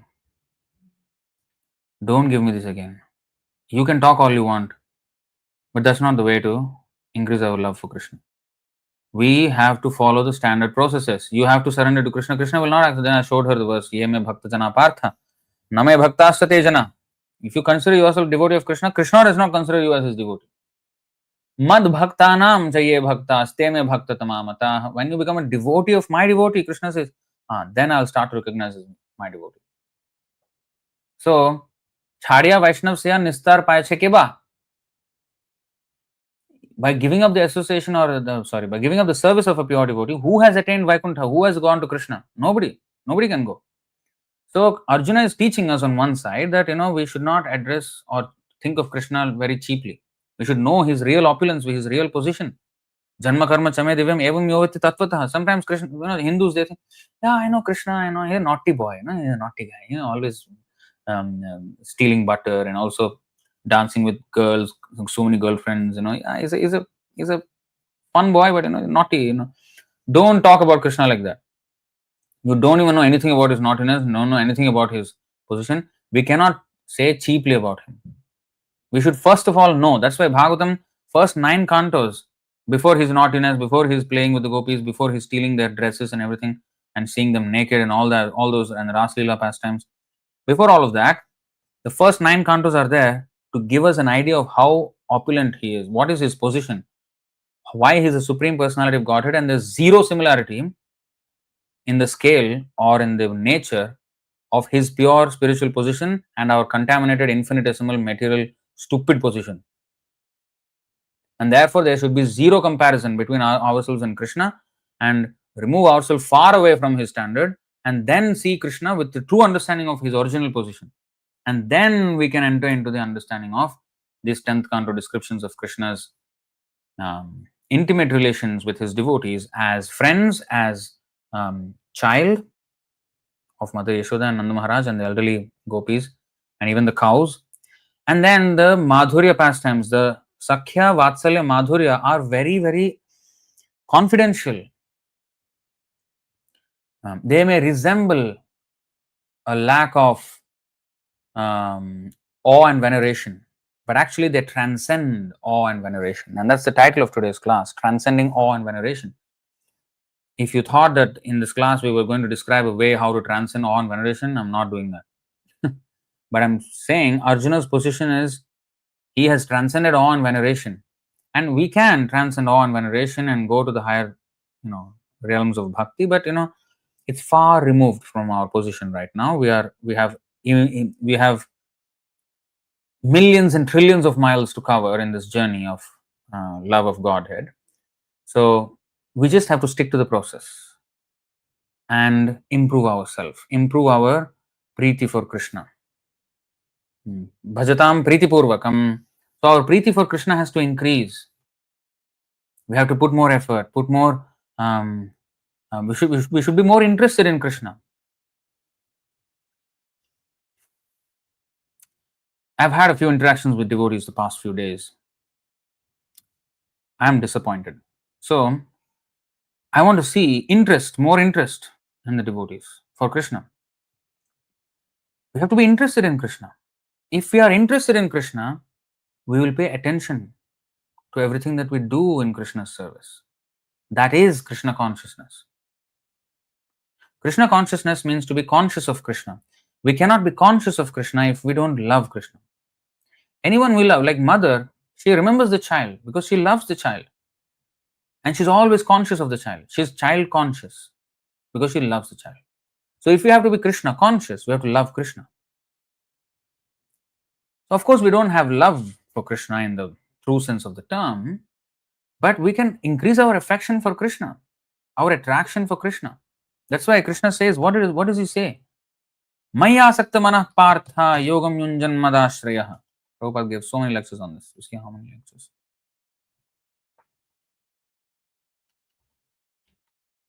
Look at how many lectures he gave. Wow, about 20 lectures on this verse. That's how important it is. Sri Bhagavan Vacha Maya Saktamana Partha Yogam Yunjan Madashrayah Asamshayam Samagram Mam Yatha Gnasyasi Tachrunu. The Supreme Personality of Godhead said, now hear, O son of Pritha, how by practicing yoga in full consciousness of me, with mind attached to me, you can know me in full, free from doubt. So our mind should be attached to Krishna. We have to read his books, Bhagavad Gita, Bhagavatam, Chaitanya Charitamrita, Nectar of Devotion, Nectar of Instruction, Ishopanishad, Krishna book, Teachings of Lord Chaitanya, Nectar of Instruction done. So all the small books, everything, just read. Be interested in Krishna. And everything, every day we do so many things, somebody said, I was just asking, Namam Vishnupadaya, Krishna Preshthaya Bhutya, Namaste Saraswati Deve. Nirvishesha Shunyavadi. So Shunyavadi was explaining. Shunyavadi means Shunya, everything zero. So when we die, our body becomes merged with earth and everything becomes zero. Is that the understanding of Shunyavad? What?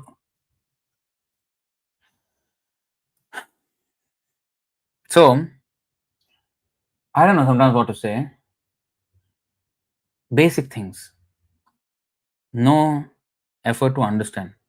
No effort to understand. So, we should not be like this. We have to be interested in Krishna. Maya asakta. Asakta should be there for Krishna.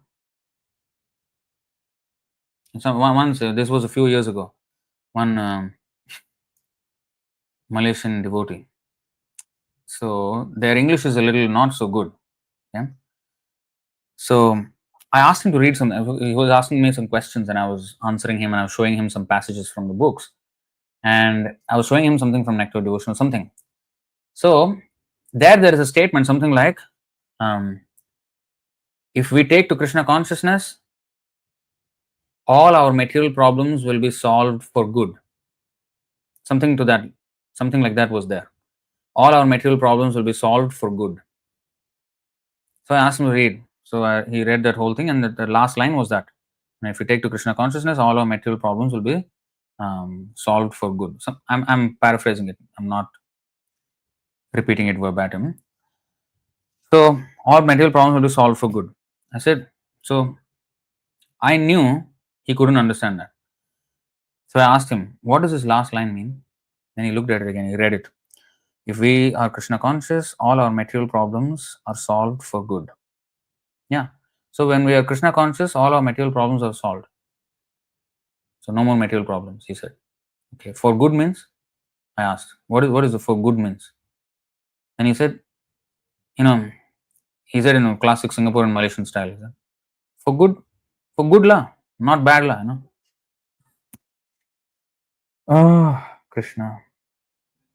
So if I understand like that, I have not understood anything. Solved for good means for good lah, everything good lah, not bad lah. Not bad, huh? I think you're very bad. I told him this is very bad. So for good means permanently. How these people will understand? When they read the sentence, they cannot even imagine, they cannot even understand what the sentence is saying. How? Well, the thing is, if I'm interested, there was this illiterate Brahmana. Chaitanya Mahaprabhu asked him to read Bhagavad Gita. Actually, his guru asked him to read Bhagavad Gita. Chaitanya Mahaprabhu saw him shedding tears. Then everybody was laughing at him. Oh, this guy is holding Bhagavad Gita and he doesn't even know how to read. What is he reading? So he was crying. So Chaitanya Mahaprabhu asked, oh, everybody is laughing at you. What are you doing? He said, I'm trying to read Bhagavad Gita. My guru asked me to read Bhagavad Gita. But I am illiterate. I cannot even read. So I'm just holding this book and trying to execute his order. Then why are you crying? Well, I'm crying because on this the cover page there is this the picture of Krishna and Arjuna. It reminds me of how Krishna is so great. He is Supreme Personality of Godhead, but he became a driver for Arjuna. So I'm just thinking how great Krishna is, and he is willing to serve his devotee like a servant, like a driver. Like if I'm a taxi driver, is it a very proud job to say that, oh, I'm a taxi driver? Will I be saying it proudly? Not really. Oh, you're auto rickshaw driver. Oh, okay. Taxi driver. Okay. So it's considered one of the low class thing. But Krishna became a driver for Arjuna, so he was crying. The Krishna is so kind to his devotees. Chaitanya Mahaprabhu, you have understood Bhagavad Gita. But of course, we're not asking you to cry and say that, show that you understood Bhagavad Gita.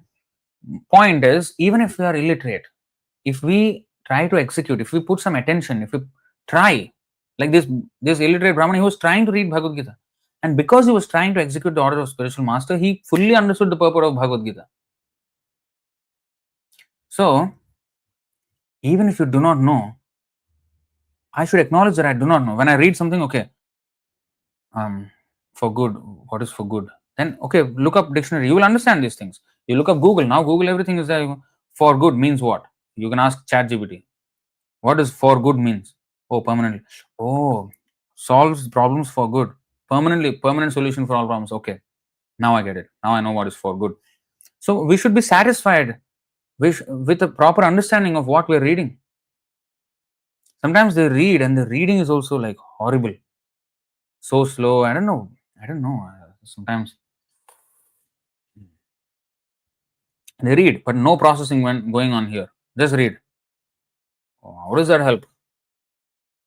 Maybe some help, Ajnata Sukriti or whatever. But definitely not Jnata. Ajnata only. They don't know what they're doing. Because if I don't understand what I read, what am I doing? So pay attention. Try to understand. It's not that difficult. The thing is, I don't have interest. I don't have asakti for Krishna. That's a big problem.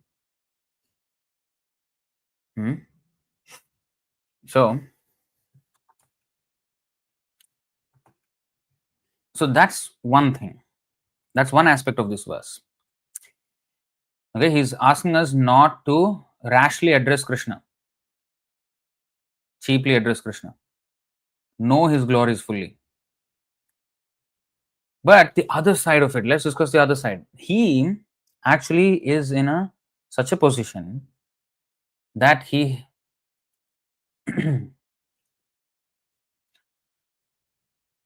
Krishna is not as much satisfied. I think there's a verse like that. He's not as satisfied by the Vedic prayers of the big, brahmanas and everything. as much as he is satisfied with the chastisement of his gopis and his mother. There's something like that. So he is more satisfied with the chastisement of the gopis than the eloquent prayers of Brahma. So when when okay, so there was a comment here, 5:15. Without being angry, he should continue giving instructions even if his disciple, son, or citizen is sometimes unable to follow his order. Easier said than done. I can't sit down here 10 years later, the guy still doesn't know anything. Of course, I will be angry. And anger one should have, and it is only good. But because it's not an anger exactly, it's actually love. Because if you say in the with some force, they will wake up. Prabhupada also chastised. He, when a question was asked in the TV, that there was a video of that. He was asked this question, Prabhupada, how many lives will it take for us to go back to Krishna? And Prabhupada said, 1 minute. 1 minute. Are you not reading? Sarvadharman parityajya mamekam sharanam vrajaham tvam sarvapebhyo mokshayishyami. 1 minute. If you surrender to Krishna, immediately you are with Krishna.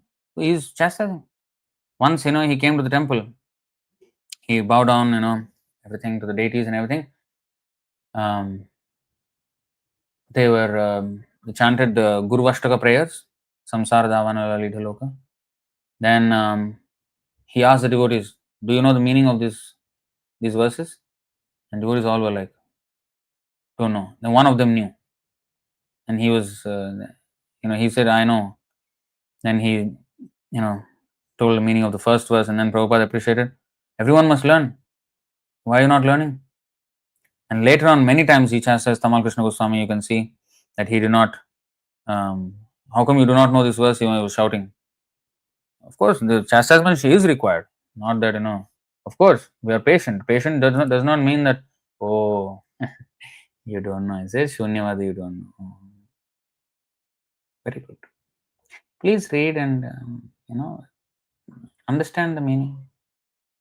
He will never understand. He will die, but he will never understand. Some pushing has to be there. So okay. The other aspect of this verse is that Krishna enjoys more the chastisement of the gopis compared to the eloquent prayers of Brahma or Shiva. So this is more sweet, more intimate relations, like friend, parent, and conjugal lover. Sakhya, Vatsalya, Madhurya. So we have. So Arjuna was in the Sakhyaras. So he was addressing Krishna, Krishna Yadava, Sakha, like that. But Krishna enjoyed that. Krishna enjoyed that. In fact, when he showed his universal form and Arjuna was offering all prayers out of veneration and awe, Krishna, okay, it was an example for us, but Krishna quickly wanted to bring his friendship back. So even the whole Bhagavad Gita itself, Arjuna kind of relinquished that friendly position and Shishyasteham Shadhimam Tvam Prapannam. Now I'm no more friend, I'm your disciple. So even from then, he kind of relinquished the friendly attitude and then became a disciple and subordinate to Krishna. But after that, he still could not forget his friendship with Krishna. So even momentarily, Krishna may sometimes display his opulences and awe-inspiring. But at the same time, the devotee never forgets his eternal relationship with Krishna. And I will just show.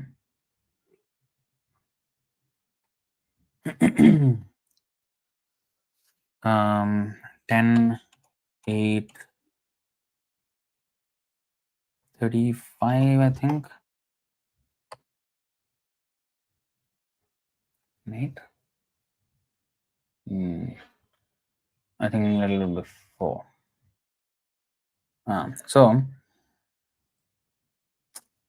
So Krishna was a small boy, playing the part of a small boy. Then he apparently ate some dirt.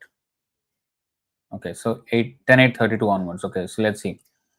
एकदा क्रीडमानास्ते रामाद्या गोपदारकाः कृष्णो मृदं भक्षितवान् इति मात्रे न्यवेदयन्.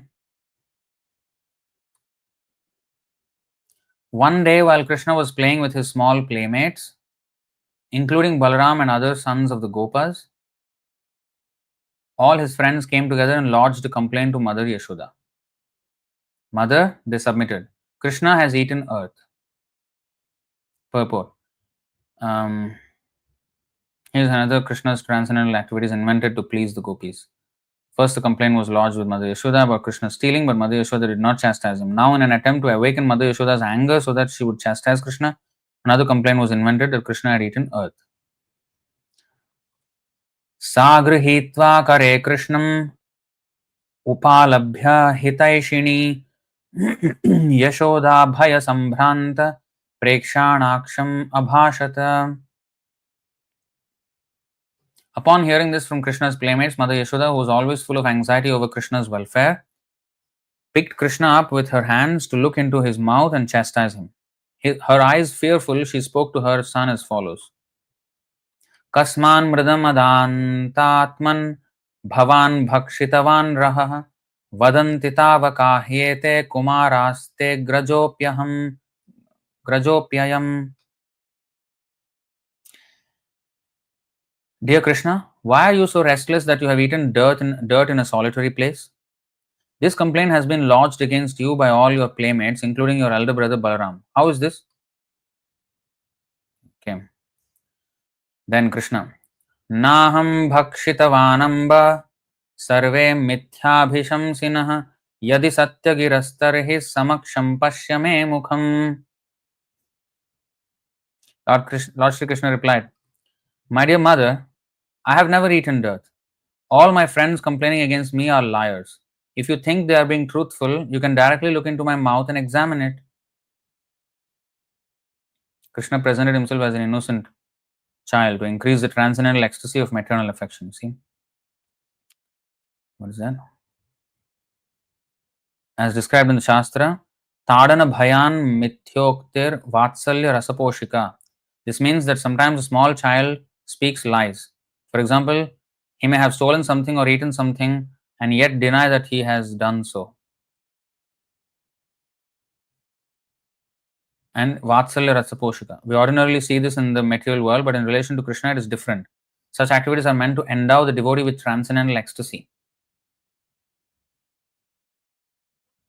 The Supreme Personality of Godhead was playing as a liar and accusing all the other devotees of being liars. It's actually a very nice verse. Tadana bhayan mithyoktir vatsalya rasaposhana poshika.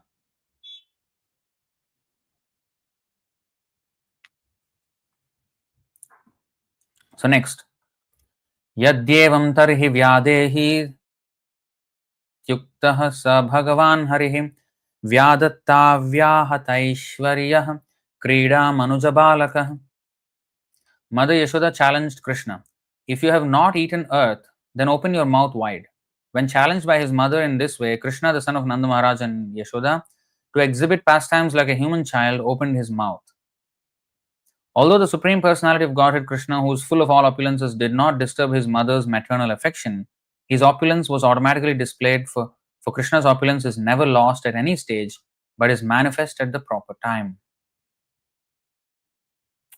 Very nice.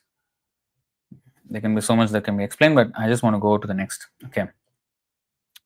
Sa tatra dadrishe vishvam jagatsthaasno chakham dishah sadridvipabdhi bhugolam savayvagnindu tarakam jyotischakram jalam tejo nabhasvan viyadevacha vaikarikaanindriyani mano matra gunastrayah etad vichitram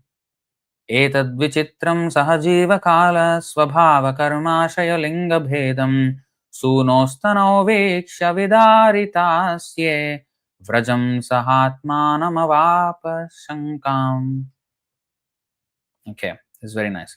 When Krishna opened his mouth wide by the order of Mother Yashoda, she saw within his mouth all moving and non-moving entities, outer space and all directions, along with mountains, islands, oceans, the surface of the earth, the blowing wind, fire, the moon, and the stars.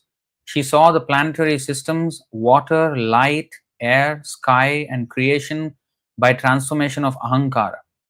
She also saw the senses, the mind, sense perception, and the three material qualities goodness, passion, and ignorance. She saw the time allotted for the living entities. She saw natural instinct and the reactions of karma, and she saw desires and different varieties of bodies, moving and non moving. Seeing all these aspects of the cosmic manifestation, along with herself and Vrindavan Dham, she became doubtful and fearful of her son's nature. She basically saw the entire Virat Rupa within Krishna's mouth. Everything. And not just like, some mountains and planets and so. She even saw, you see, the time allotted for all beings. Natural instinct. These are more subtle things. These are not like very, like something which you see with your eyes. Something which you see with, which are much more subtle, which you can only understand with the mind and intelligence, right? But she saw it.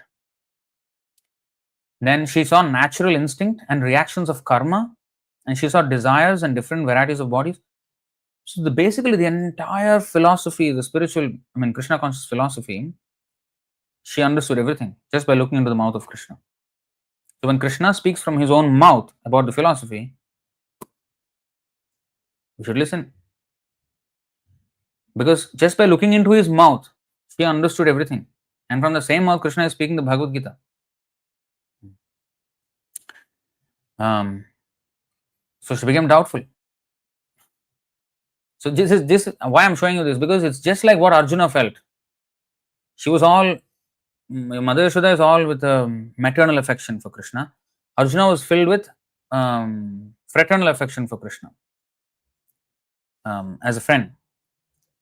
But when they saw this opulence, their love became stunted and they became all filled with awe and veneration.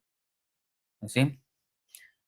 Then she was thinking, Kim swapna etaduta deva maya kim vamadiyo bata buddhi moha atho amushya eva mamarbhakasya yah kaschana utpattika atma yoga. Mother Yashoda began to argue within herself. Is this a dream or is it an illusory creation by the external energy? Has this been manifested by my own intelligence or is it some mystic power of my child? Atho yathavan vitarka gocharam cheto manah karma vachobhiranjasa yadashrayam yena yatah pratiyate sudurvibhavyam Pranatasmi tatpadam. Sudurvibhavyam. Beyond our sense perception or consciousness. Therefore, let me surrender. Look at her consciousness now. She was looking at her son's mouth, and now you see. Therefore, let me surrender unto the Supreme Personality of Godhead and offer my obeisances unto Him, who is beyond the conception of human speculation, the mind, activities, words, and arguments, who is the original cause of this cosmic manifestation, by whom the entire cosmos is maintained and by whom we can conceive of its existence. Let me simply offer my obeisances, for he is beyond my contemplation, speculation, and meditation. He is beyond all of my material activities. Philosophy, she is just an ordinary village woman, seemingly. But look at the philosophy that she's speaking. The greatest of sages couldn't come to such a precise conclusion. But she is here, tying up that Krishna with rope. Next chapter, 10:9. She ties up Krishna, the Damodar, famous Damodar Leela. Then, you can read the purport, all very nice. But for the sake of time, I'm just going to the next one. Aham mamaso patiresha me suto vrajeshwarasya khila vittapasati gopyascha gopa sahagodhanascha me Yanmayayetham kumatih same gatih. Kumatih. I am wrongly thinking they are my possessions. Kumati. Sumati means good mental disposition. Kumati means bad or wrong mental disposition. So it is by the influence of the Supreme Lord's Maya that I am wrongly thinking that Nanda Maharaj is my husband, that Krishna is my son, and that because I am the queen of Nanda Maharaj, all the wealth of cows and calves are my possessions, and all the cowherd men and their wives are my subjects. Actually, I also am eternally subordinate to the Supreme Lord. He is my ultimate shelter. Look at her awe and veneration all came out after seeing this. Then what happened? Itham vidita tattvayam gopikayam sa ishvaraham Vaishnavim vyatanon mayam putra snehamayim vibhu. Mother Yashoda, by the grace of the Lord, could understand the real truth. But then again, the Supreme Master, by the influence of the internal potency Yogamaya, inspired her to become absorbed in intense maternal affection for her son. Again, the Lord covered so that he can experience the maternal love that Mother Yashoda showers on him. So he wants to experience that. He does not want her eloquent prayers. Oh, you are the supreme shelter, this and that. And he does not want to hear all that. He wants to. After this he he becomes so naughty, and Krishna actually ties him up. That's what he wants. I want chastisement. I want scolding. I want. So he does all naughty things and gets so much love from the mother in the shape of scoldings, in the form of tying him up and punishments, all these things. So Krishna enjoys that, and the devotee also wants to be, although he appreciates the greatness of Krishna, he wants always the love. In this, I want to show something. Let's see the next verse. Yeah. Sadyo nashta smritirgopi saro pyaroham atmajam pravriddha sneha kalila hridaya asid yatha pura. Immediately forgetting Yogamaya's illusion that Krishna had shown the universal form within his mouth, Mother Yashoda took her son on her lap as before, feeling increased affection in her heart for her transcendental child. So, again, back to her maternal. I want to show something.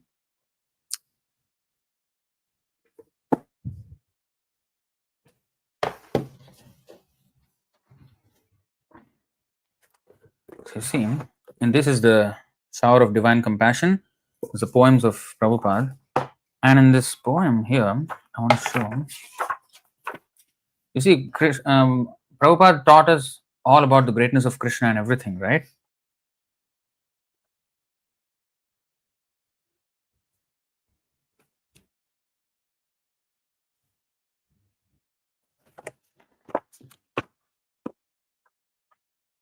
Okay.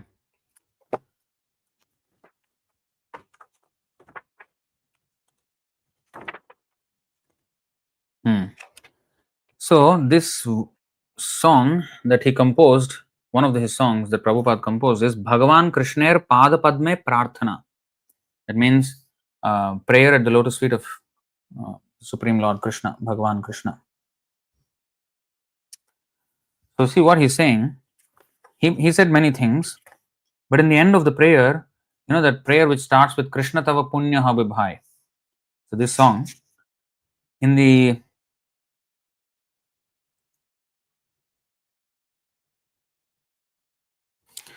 you see what he says in the 7th shloka, 7th verse.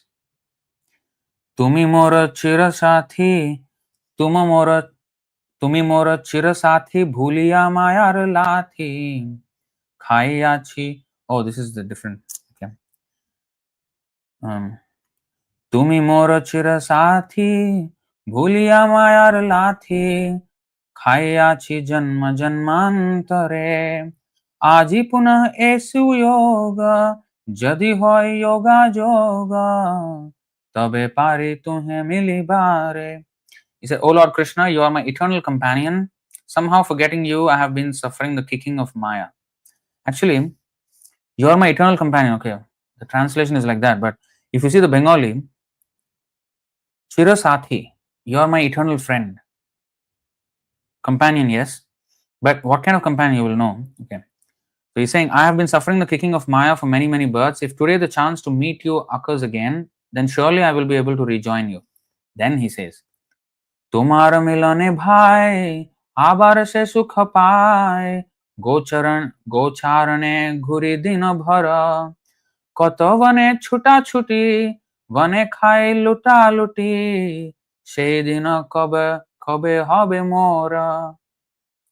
He says, oh my dear brother, Prabhupada is addressing Krishna like this. Oh my dear brother, in your company I will experience great joy once again. Wandering about the pastures and fields, I will pass the entire day with you in tending the cows. Running and frolicking with you throughout the many forests of Braja, I will enjoy our pastime of stealing and eating one another's lunch. When, oh, when will that day be mine? This shows that Prabhupada is a cowherd boy. Then he says, Aji se suvidha hola, tomar smarana bhela, bada asha dakila matai. আমি তোমার নিত্য দাস তাই করি এটো আস তুমি বিনা অন্য গতি নাই কৃষ্ণ তব পুণ্য হবে ভাই. Today that remembrance of being with you came to me in a very nice way. Feeling great longing, I loudly called out to you, O Lord Krishna, only because I am your eternal servant do I desire your association so much. Except for you, I have no other refuge. Oh brothers, the Supreme Lord Krishna will personally become your virtue. So you see, externally Prabhupada, behaved normally, like intelligibly, like how for us to understand. But internally, you see, he's always meditating on his pastimes with Krishna. And such cowherd boys and the gopis, they are very intimate in their friendships, and there's a lot of activity between them in arranging the loving affairs of Radha Krishna.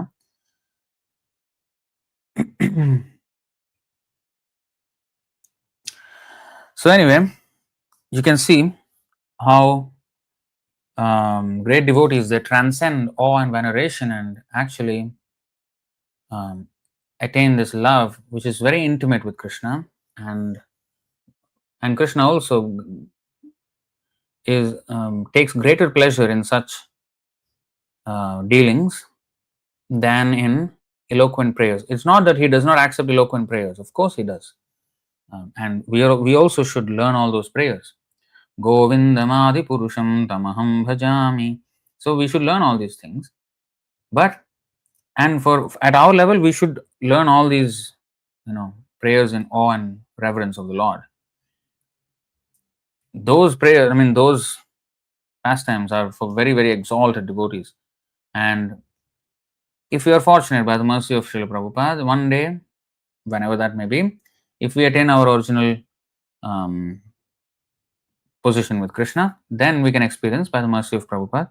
But it's not something that we should attempt to achieve by trying now. No, now we should be proper sadhakas and worship Krishna. That's why Prabhupada said, we're not even worshipping Radha Krishna. We're effectively worshipping Lakshmi Narayan, because only Lakshmi Narayan are worshipped in awe and reverence. Radha Krishna are for liberated souls, totally liberated souls. So that way. All right, I think I'll stop it here. It's already been very late.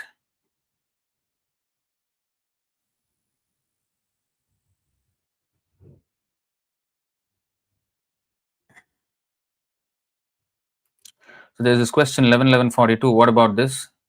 How to understand this 11:11:42? Okay, let's briefly go there.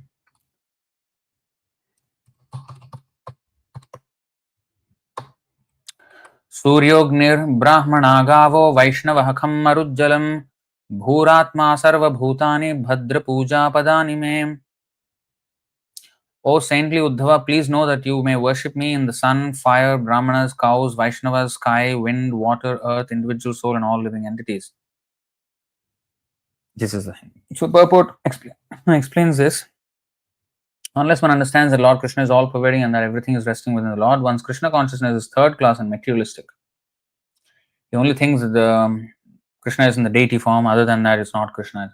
So the universal understanding of Krishna is not really there. And that's why it is said in the fourth chapter, you see, after the Tadviti Pranipatena, after we approach Guru, then we get the transcendental knowledge. Then, after getting transcendental knowledge, what happens? What is the effect?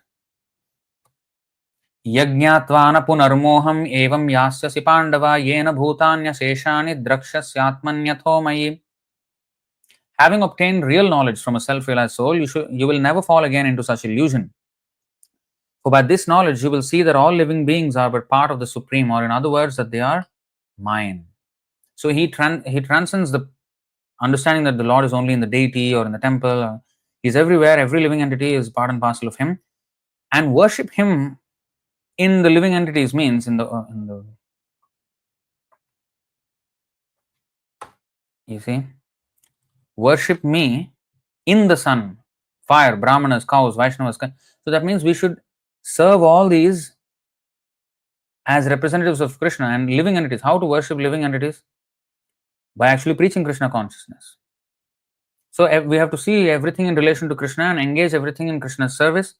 And if we have the power to engage them, if we already see something like the sun, for example, he is a great demigod and is also a great acharya in the Sampradaya, Surya Sampradaya, which is not in our earth at the moment, but it was at one point of time, and Ramachandra was in the Surya Vamsha. So that Surya Sampradaya is, that Bhagavad Gita has explanation of the Surya Sampradaya. Imam Vivasvate Yogam, 4th chapter, 1st verse. So he is also an acharya, and when we don't engage, when we can't engage, we can engage others or things who are junior or something in Krishna's service. But what if somebody is superior, like the sun, fire? Okay, sun, we should worship, like Gayatri Mantra is there, it's representative of sun. So we are remembering Krishna through the sun. And fire, fire, we cook for Krishna with fire, and the fire yajnas are there, and our fire of digestion should be there to digest Krishna prasadam. So in this way, everything, Brahmanas, we should understand that the Brahmanas are representatives of Krishna. Of course, the Brahmanas must be actually qualified representatives of Krishna, not just namesake. And then serving the Brahmanas by not only food, Brahman bhojan, but also going there to learn from them. Cows, go seva we must do. Not that we are worshipping cows as the Supreme Personality of God, but because they are dear to Krishna, therefore we are worshipping to please Krishna. Vaishnavas are dear to Krishna, therefore. Sky, how to worship Krishna in sky, wind, water, earth. It means we should see everything in relation to Krishna, all these things, and serve everything accordingly. Okay.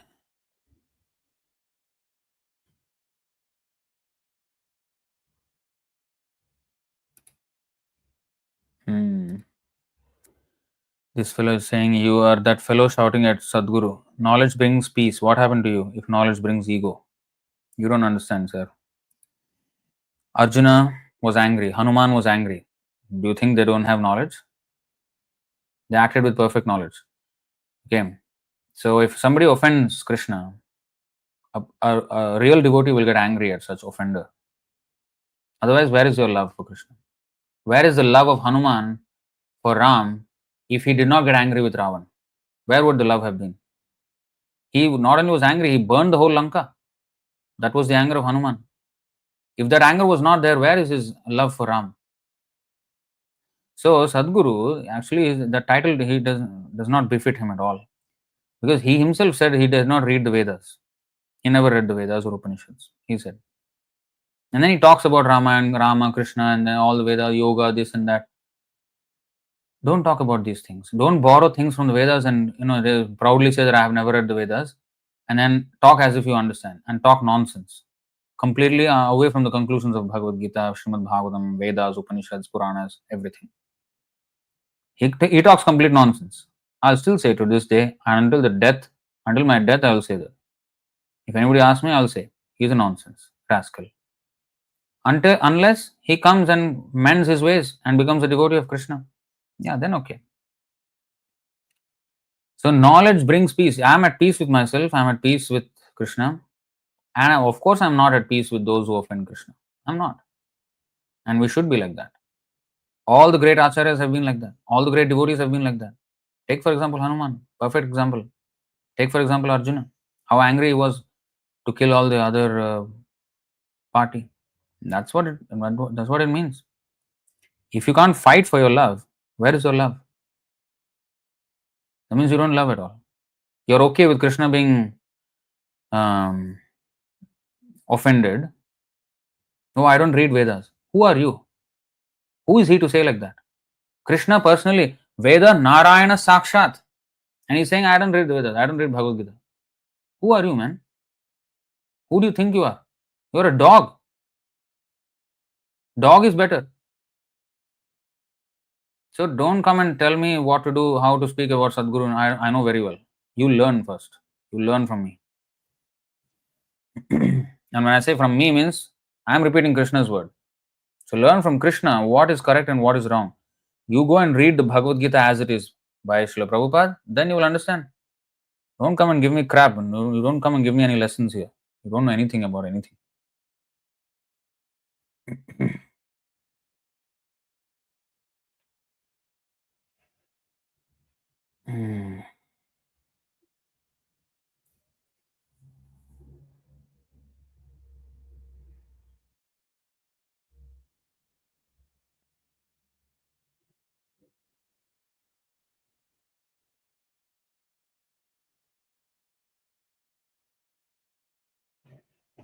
What else?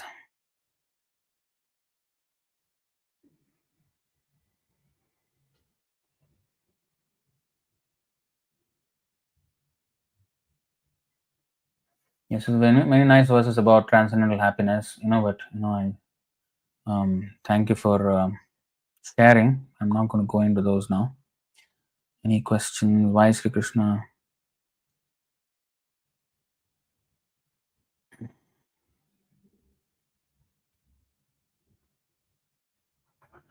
Why Krishna ji marry Mitra Vinda, who was his Bua ki beti? I need to know what the story is.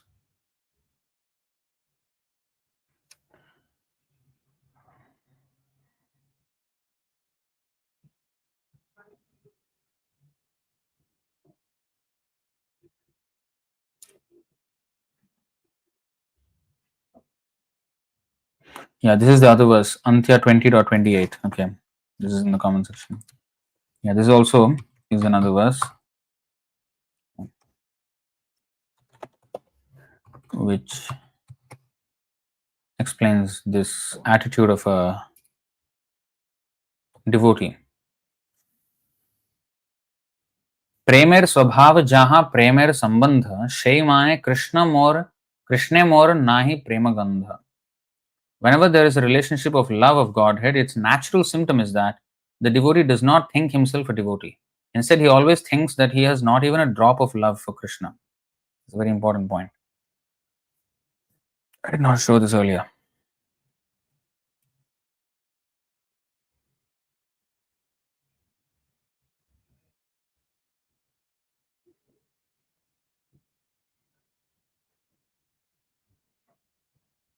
Yeah, this is the one. Adi 4:26, yes. Adi 4:26. Okay.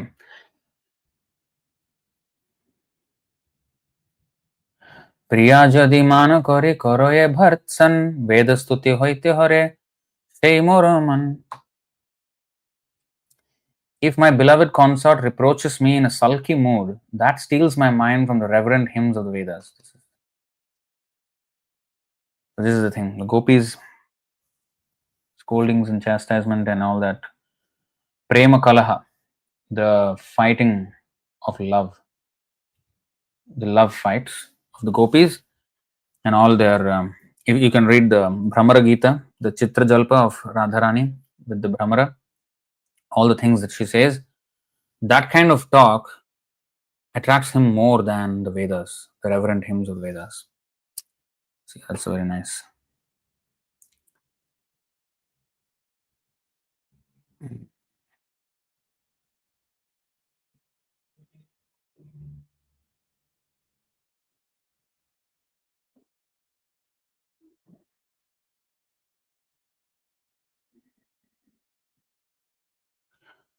I need to see what Mitra in the marriage, what is that whole thing about. So anyway, we'll stop it here. Thank you very much for attending. जय श्रीमद् भगवद गीता की जय, श्रील प्रभुपाद की जय, निताय गौर प्रेमानंदे, हरि हरि बोल, हरे कृष्ण.